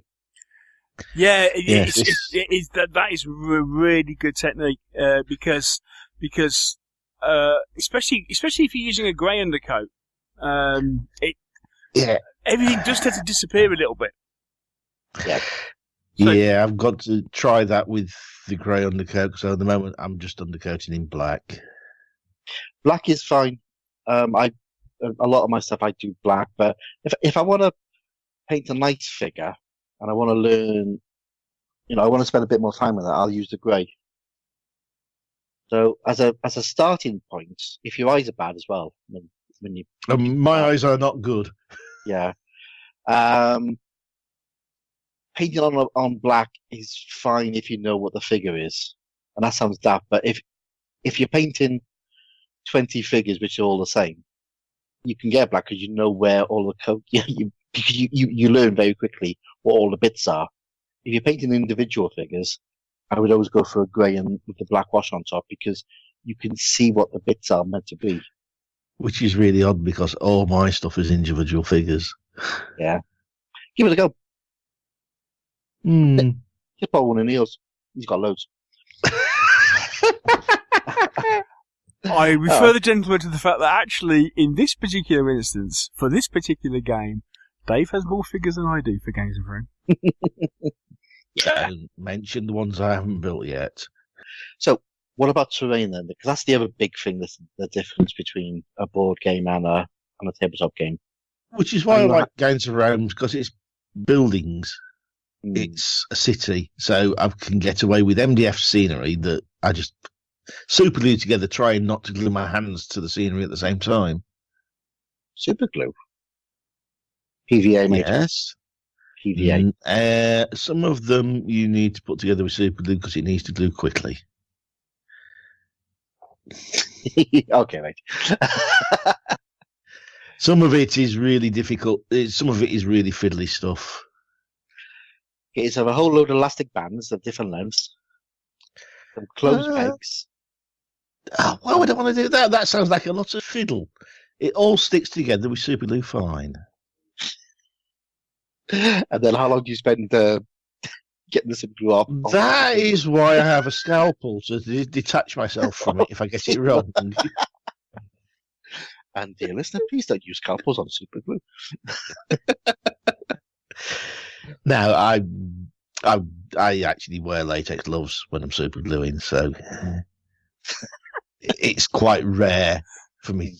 So how much of your terrain has vague blue stains on it? You don't see it because the scalpel removes the faint blue bits before you see it. Do you enjoy making terrain?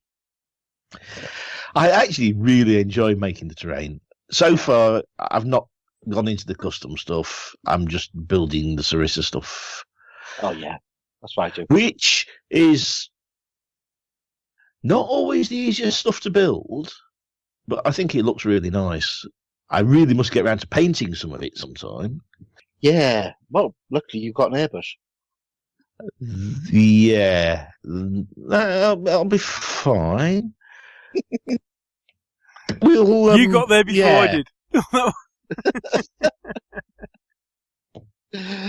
Cool. I'm not sure a smooth airbrush finish is right for the finish on the building because it gives a very smooth, even finish. Yeah, but what it'll do, it'll seal it. You need to seal it. Yeah, I mean, basing it, doing a base coat, yes, the airbrush will be great for the base. Yeah. Once you've done that, you're fine. But then you need to use a large brush to get some sort of... yeah, you know what I mean. Yeah, sort of terracotta-y style-y painting, yeah. Yeah. Yeah, because the plaster's never flat, so the lines with brush strokes will make it look better.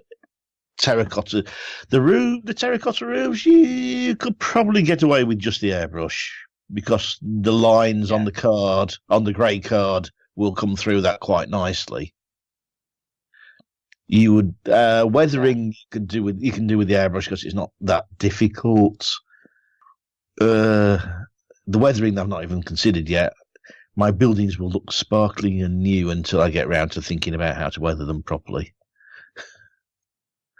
Yeah, big bush. Big bush. Dry bush. There you go. Steve apparently does a weathering course. I know, and I have seen that, and I may attend one of those. It's always worth it. And it's always good supporting a business like Steve's, which is really good. Yeah. So, you mentioned Gangs of Rome as being the sort of the big... It's almost like your gateway drug, isn't it, at the moment? That's your big tabletop. Yeah. And you've Carry on. As I say, you've been to that open day. I did indeed. Yeah. So, what's the thing you like about it? Is it the rules? Is it the whole background of it? Is it because you beat Mr. Shuck in the game? We're 1-1 at the moment. The game tells a story while you're playing it. Mm. And I think that, for me, more than anything, just attracted me. It feels atmospheric. There's some ridiculous things you can do.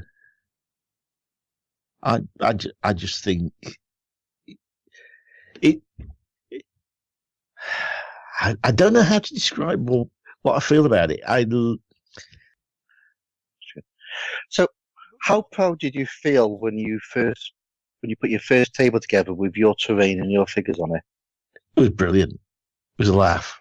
It is, isn't it? and I beat Mr. Shuck on my very first game, which made my day.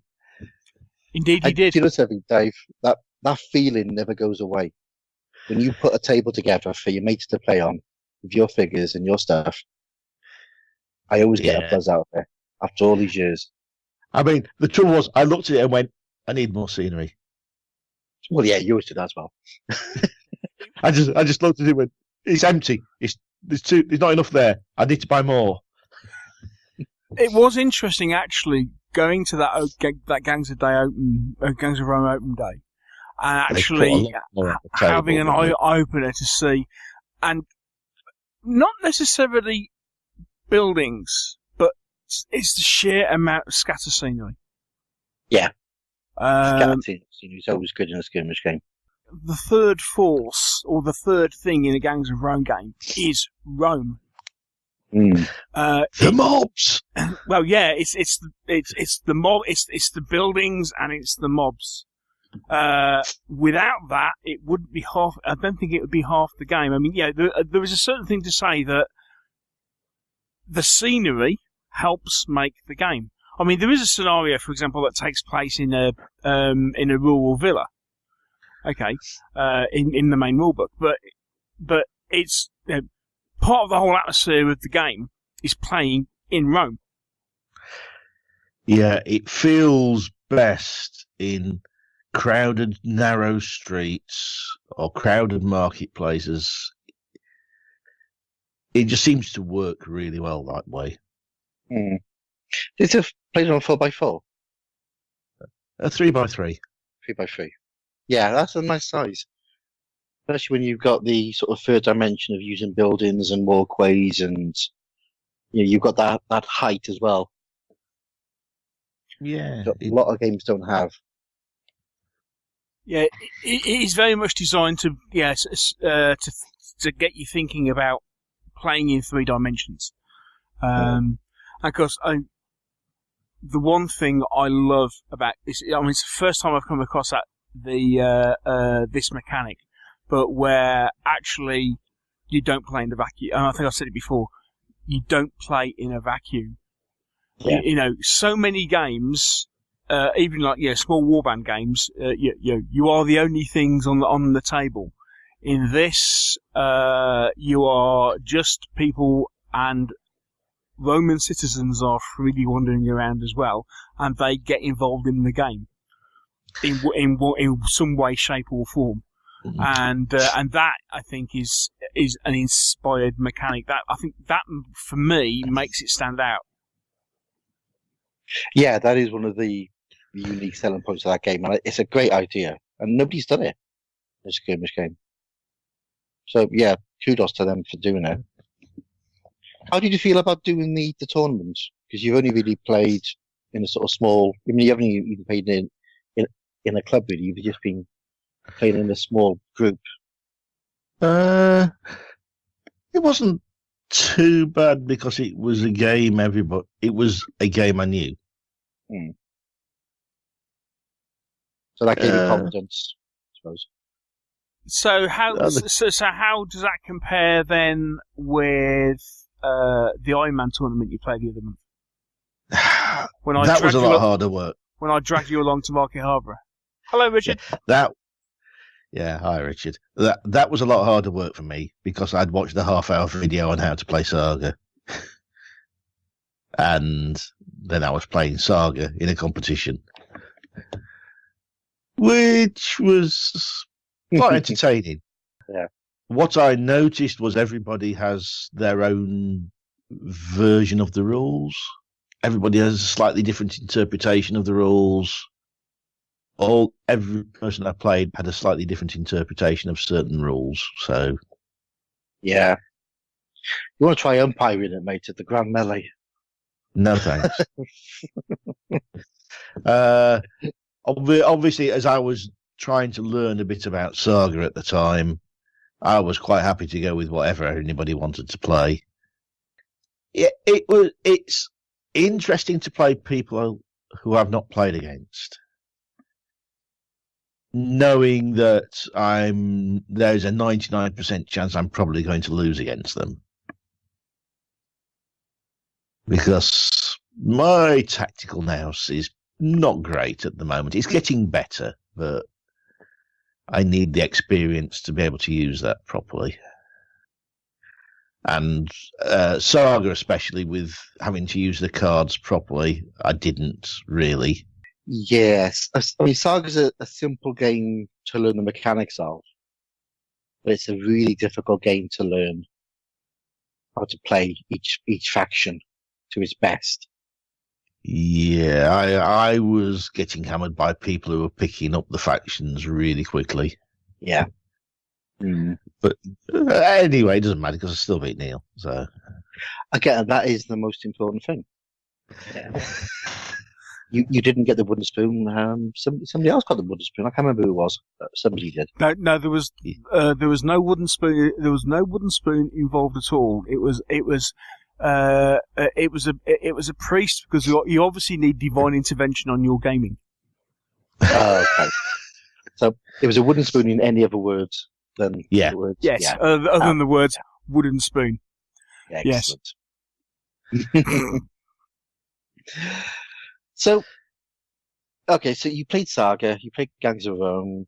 Saga, you said it was quite difficult. Would you play Saga again? There was a purpose behind me purchasing Anis Freyr's Wrath stuff. Oh yeah, I forgot. How many armies have you bought for Saga? Sorry, what? Answer the question, Mr. Hickman. How many armies have you bought? Answer the question. Answer the question. I have Vikings. Good. I have a lot of female Vikings, strangely. Mm-hmm. I haven't looked at anything else yet, but I have a load of female Vikings when I get around to painting them. There we go. And, yes.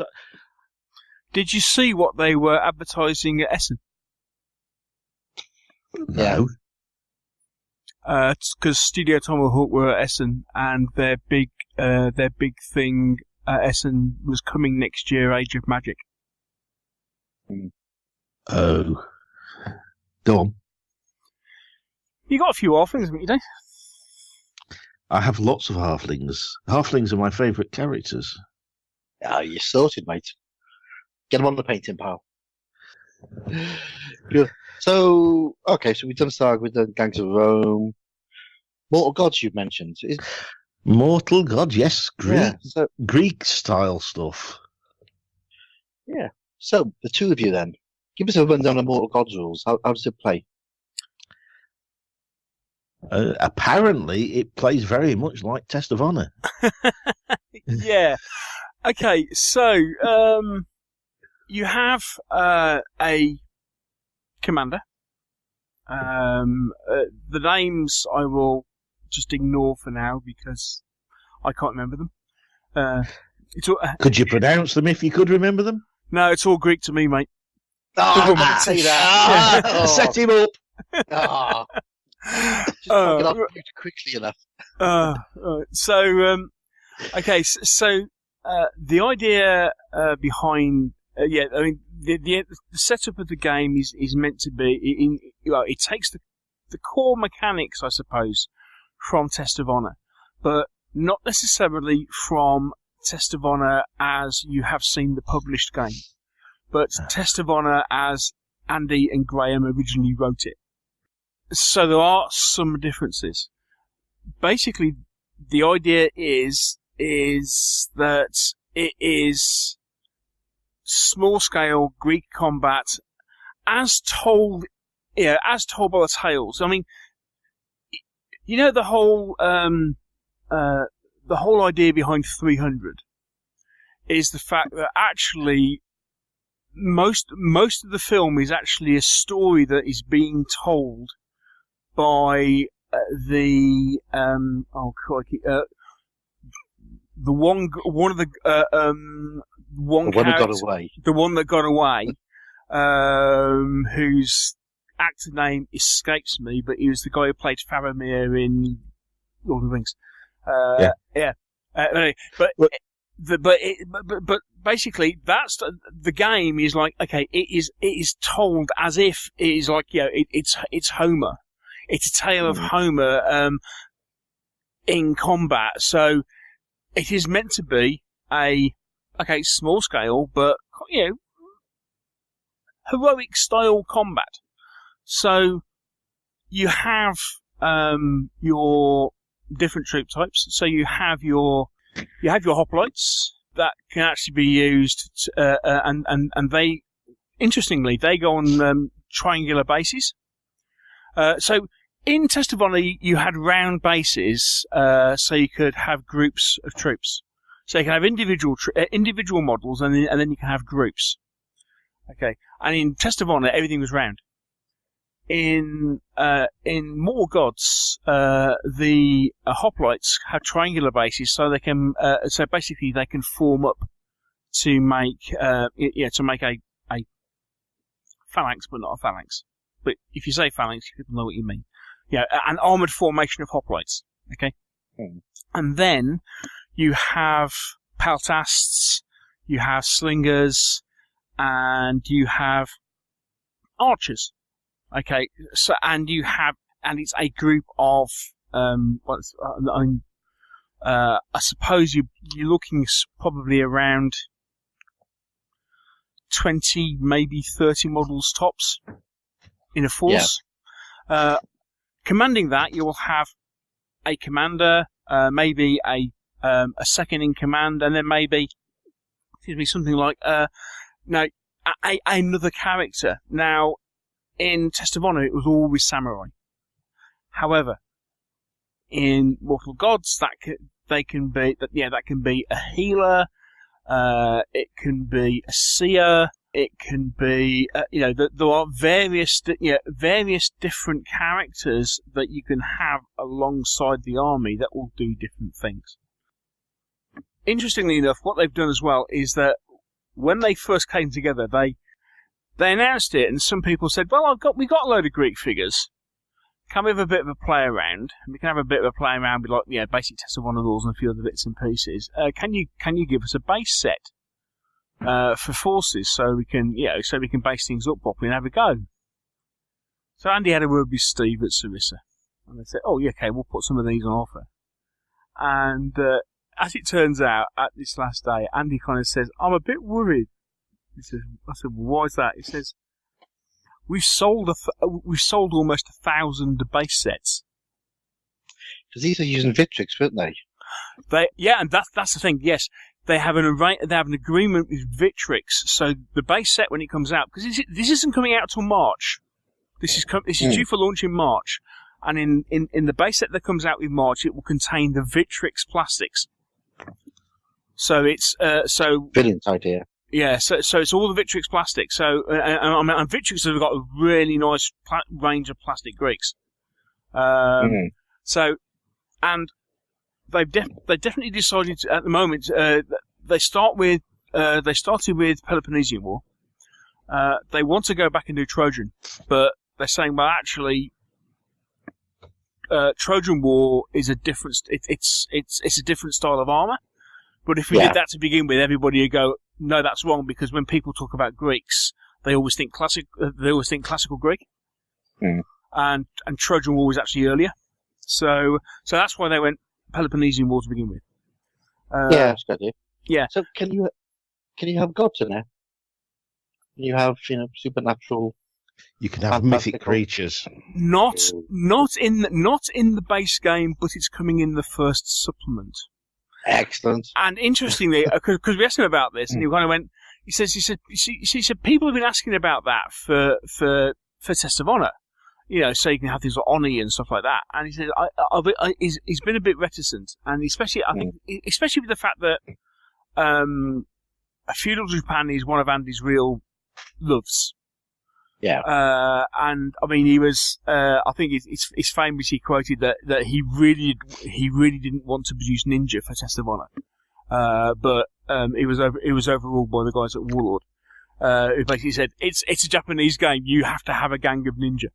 But Andy was kind of like, but it never happened. Yeah. By the by. But he turned around and he said it's really interesting because if you read Homer or other contemporary scholars, the whole mythical side of things is much more intertwined with history. Yes. So actually, putting mythical creatures into the game is not. He doesn't find it as such of a leap. Yeah. Yeah. Because so yes, it won't be in the original game, but apparently it's during the first supplement. But other than that, we're saying the game mechanics are very similar. Although now different troops can move different distances based on armor. So obviously, the more heavily armored you are, the slower you move. The activation is the same, so it's pulling tokens out of a bag, and the turn sequence works the same. The combat system is similar in the fact of you are rolling dice. You are looking, and they are custom dice, and they are blank. They have 1 or 2 swords and a Medusa head on them. And you are looking for at least 3 successes in order to gain a hit. 5 successes is a critical. And you have abilities on cards in the same way that you do in Test of Honor. So all your units are each unit is detailed in a card. On that card, it has all your unit stats and any special abilities they've got. Yeah. And actually, it is a simple game, but there is a lot to it. But there's nice little touches. So, for example, Peltasts, who are obviously armed with javelins, normally have a range of 6 inches. However, if they move and throw, if you throw in the same direction that you move, you double your range. Because you've obviously taken a run up to throw your javelin. Yeah. And there's just little bits in like it's like if slingers don't move, they can fire twice. And bits and stuff like this. So it's still, stylized. But it's got some really interesting stuff in it. It does sound interesting. They're doing kind of open play days because they are still in playtesting. Okay, so what we're talking about at the moment, because I mean, you get things like, for example, in order to end the turn, you have to pull out 3 fate tokens. So in Test of Honor, you used to have cards that when you pull a fate token out, you get the ability card. In this, what happens is the first fate token out, you roll on the fate table to decide, what event the gods decree to happen. They will be cards eventually. Yeah. He did say there will be cards eventually. Yeah. But at the moment, we're using a table. So it decrees an event. So that starts an event. The second fate table will cause that event to finish. And then the third fate token out ends the turn. So similar but different.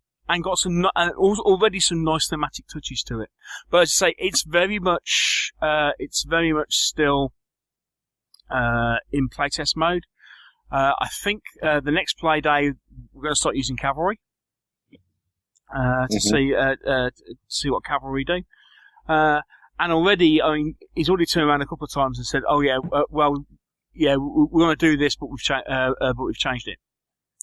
And a couple of things out where we had some references and they kind of went, "Oh yeah, it was like that until 2 weeks ago when I changed it." So it's still very much a case of we're in playtesting. They're doing open play days, getting people's feedback on the day, and basically getting other people's input into how the game plays, and getting people's input and ideas. Excellent. Okay. That was a nice little digression into Mortal Gods. So, getting back to the Anti-Luff, who's still sat in his chair with the light in his eyes. So, last sort of question really from me, Dave. So, you've moved into gaming. You seem to sort of be looking at sort of small scale skirmish games. I suppose Yeah. Is that a sort of thing that you think you'll carry, or is there like a pressing need you have to try other styles of games like World War II or Napoleonics or here we go. In my little head, having had a nice chat with Per at the Joy of Six. Oh, that's always vital. Do tell me, as certain people managed to persuade me to enter the whole thing as... What was it? Because it had the bloody big badge that I had to stick on myself. Oh, 6mm Skeptic. Yeah. 6mm Skeptic, because I didn't know anything about 6mm. So I had everybody on the planet trying to sell me 6mm. You got him for free? Yeah. I'm not sure it was worth it. What's worse? So, having had a good chat with Per, and having got a little interest in English Civil War, War of the Roses, there's a little thing in my head that would like to do something in 6mm for War of the Roses or English Civil War. Good man. It's nice to that first step into, what's some people would call proper war gaming, but I call it a game. It's a game. Yes, it's a game. At the moment, I'm doing a little reading on War of the Roses, but I'm undecided whether I want to do War of the Roses or ECW. That way. I'm trying to stay out of this, but if it came to 6mm ECW, I'm right with you, and I have a rule set. You have a rule set. Because obviously I've seen the appropriate 6mm. The people who sell some very nice 6mm minis. Hello, backers. Yeah, hello. Hello, Pete. Yes. Unfortunately, on the day we were there, I couldn't afford it. Otherwise, I might have walked away with 2 armies. But yeah, that is whizzing around my head at the moment. Also, something we talked about with Luff was maybe trying to do something around the Battle of Bosworth, but that stopped after that. So there's so many other things going on at the moment. I'm not sure that'll come to fruition for a while. Excellent. And obviously, now I've bought some rule sets. I was looking at naval combat. And aircraft. And aircraft. But the aircraft, I've always got a thing about aircraft anyway, because I like... Yeah.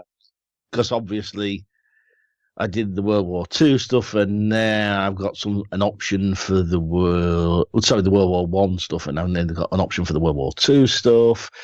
The Napoleonic naval combat does appeal a lot,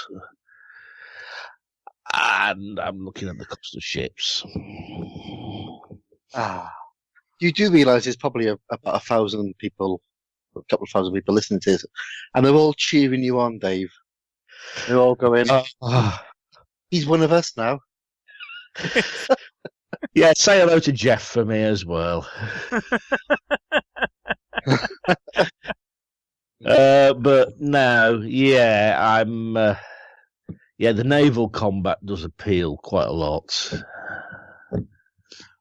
Mr. Hobbs, you play Kiss Me Hardy. I have you played not? Kiss Me Hardy. I have. I've had a brief read through the rules. It looks like an interesting game. It is. Yeah. And I do know that Mr. Geoffrey Bond of this parish has got some ships for it. He has ships. Yeah, he hasn't put them together yet, but he's got ships. So what scale would you recommend for Kiss Me Harder then, mate? It's 1 in 1200, isn't it? Yeah, I mean, we played using Langtons. Now, don't look at Langtons, Dave. Never look at them because You're too late, mate. I've already been on the website instead. Yeah, and don't buy them. They're on the list. Keep away. Yeah, step away. They're Step away from the list, Langtons. Yeah, Langtons will drive you crazy. Too late. I've seen them. I've looked at them. They look gorgeous. They look lovely. Apparently, I've never assembled them, but don't do it, man. For your sanity, don't do it. Yeah, there's no. Yeah, Jeff bought some Forged in Battle. They're smaller. Oh, the small ones, Really? yeah. Yeah, the small ones. He bought a pack. Basically, it's the Battle of the Nile, and it costs about £30, I think. Yeah, you get both And sides. Yeah, both sides. They also, Small scale. I think, It's a great way of getting you to try it out. I think they also do one for Trafalgar as well. Full stream. Yep. Hello, Andy and Wendy. But So, yeah, one last question for you, Dave. I've got one last question, Dave, before I finish and hand you back to Mr. Shuck. How much has this podcast recording cost you? I refuse to answer that question because of my wallet. What this particular one that we're actually doing at the moment? This one. Yeah. It's probably cost me slightly more than the last one, or the one before that. Oh, I love it. Yeah, I couldn't possibly comment on the actual amount. We'll ask you afterwards. As we said, one of us. Yes. So what do you think, Mr. Shuck? Shall we take the lamp from his eyes and unclasp the manacles around his wrists and let him run free? Indeed. I mean, I feel that there was a quote that's coming on. I feel a bit like Obi-Wan meeting Darth Vader in the Death Star. When Darth turns around and says, when I left you, I was the learner. Now I am the master. I think I have been surpassed. Yeah. It's always nice to hand those reins over, though, isn't it, Neil? Oh dear. Yeah, but we'll let him loose. And yeah. I think it's about time we'll take a break, and when we come back, I think it's just about time to get out of here.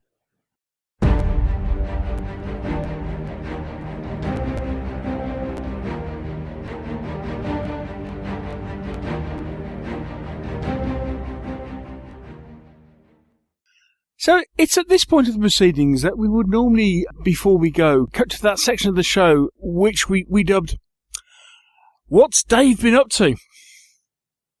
However, since he's been telling us what he's been up to for the entire show, it would that almost becomes redundant. Except for the fact that, Dave, while we've been recording this show, what have you been up to?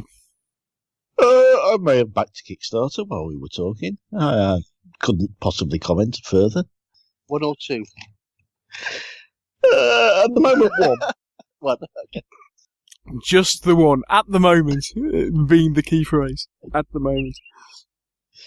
Well, Dave, thank you very much for coming on and being subject to interrogation by us. It was my pleasure.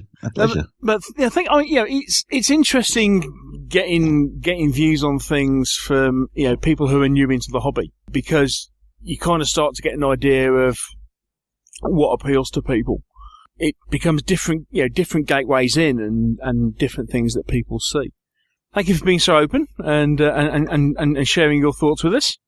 I think on that note, it's time to get out of here, isn't it? Isn't it, Mr. Hobbs? I think it is, Mr. Shuck. So, what's happening in the next show? Wow, the next show is it is another special. It is our very first Patreon backer special. Okay, yeah, so on the next show, we are going to be joined by James Aldridge. Looking forward to that. So we said before that once a quarter we are going to do a draw of our $3 tier Patreon backers, and we're asking one of them to join us as our third chair. So James is the first one. Got a couple of interesting things, interesting subjects to cover already. So looking forward to that. That should be good fun.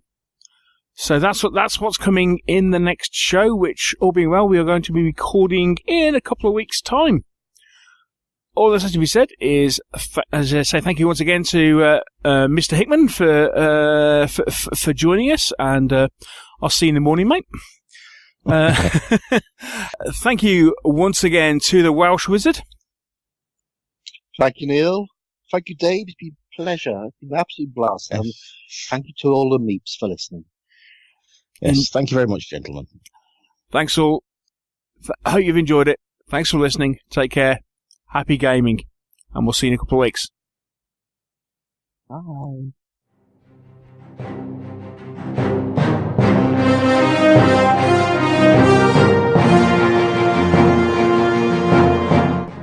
Thank you for listening to the Meeples and Miniatures podcast. If you've enjoyed the show, why not share it with others by leaving us a review on iTunes? And if you have any comments or questions, you can always email the show. The address is info@meeplesandminiatures.co.uk. And you can also visit our webpage, where you'll find a complete episode archive, all the View from the Veranda podcasts, rules reviews, and our blog of hobby items and news, which is updated several times a week. This is also where you'll find the links to our presence on social media. And here you can follow us on Twitter or join our Facebook group. And finally, here you can also find details should you wish to support us by making a donation to the podcast. All this on the Meeples and Miniatures website, www.meeplesandminiatures.co.uk. The Meeples and Miniatures podcast is licensed under a Creative Commons Attribution, Non-Commercial, No Derivatives 3.0 Unported license. Thanks again for listening, and we'll see you in a couple of weeks.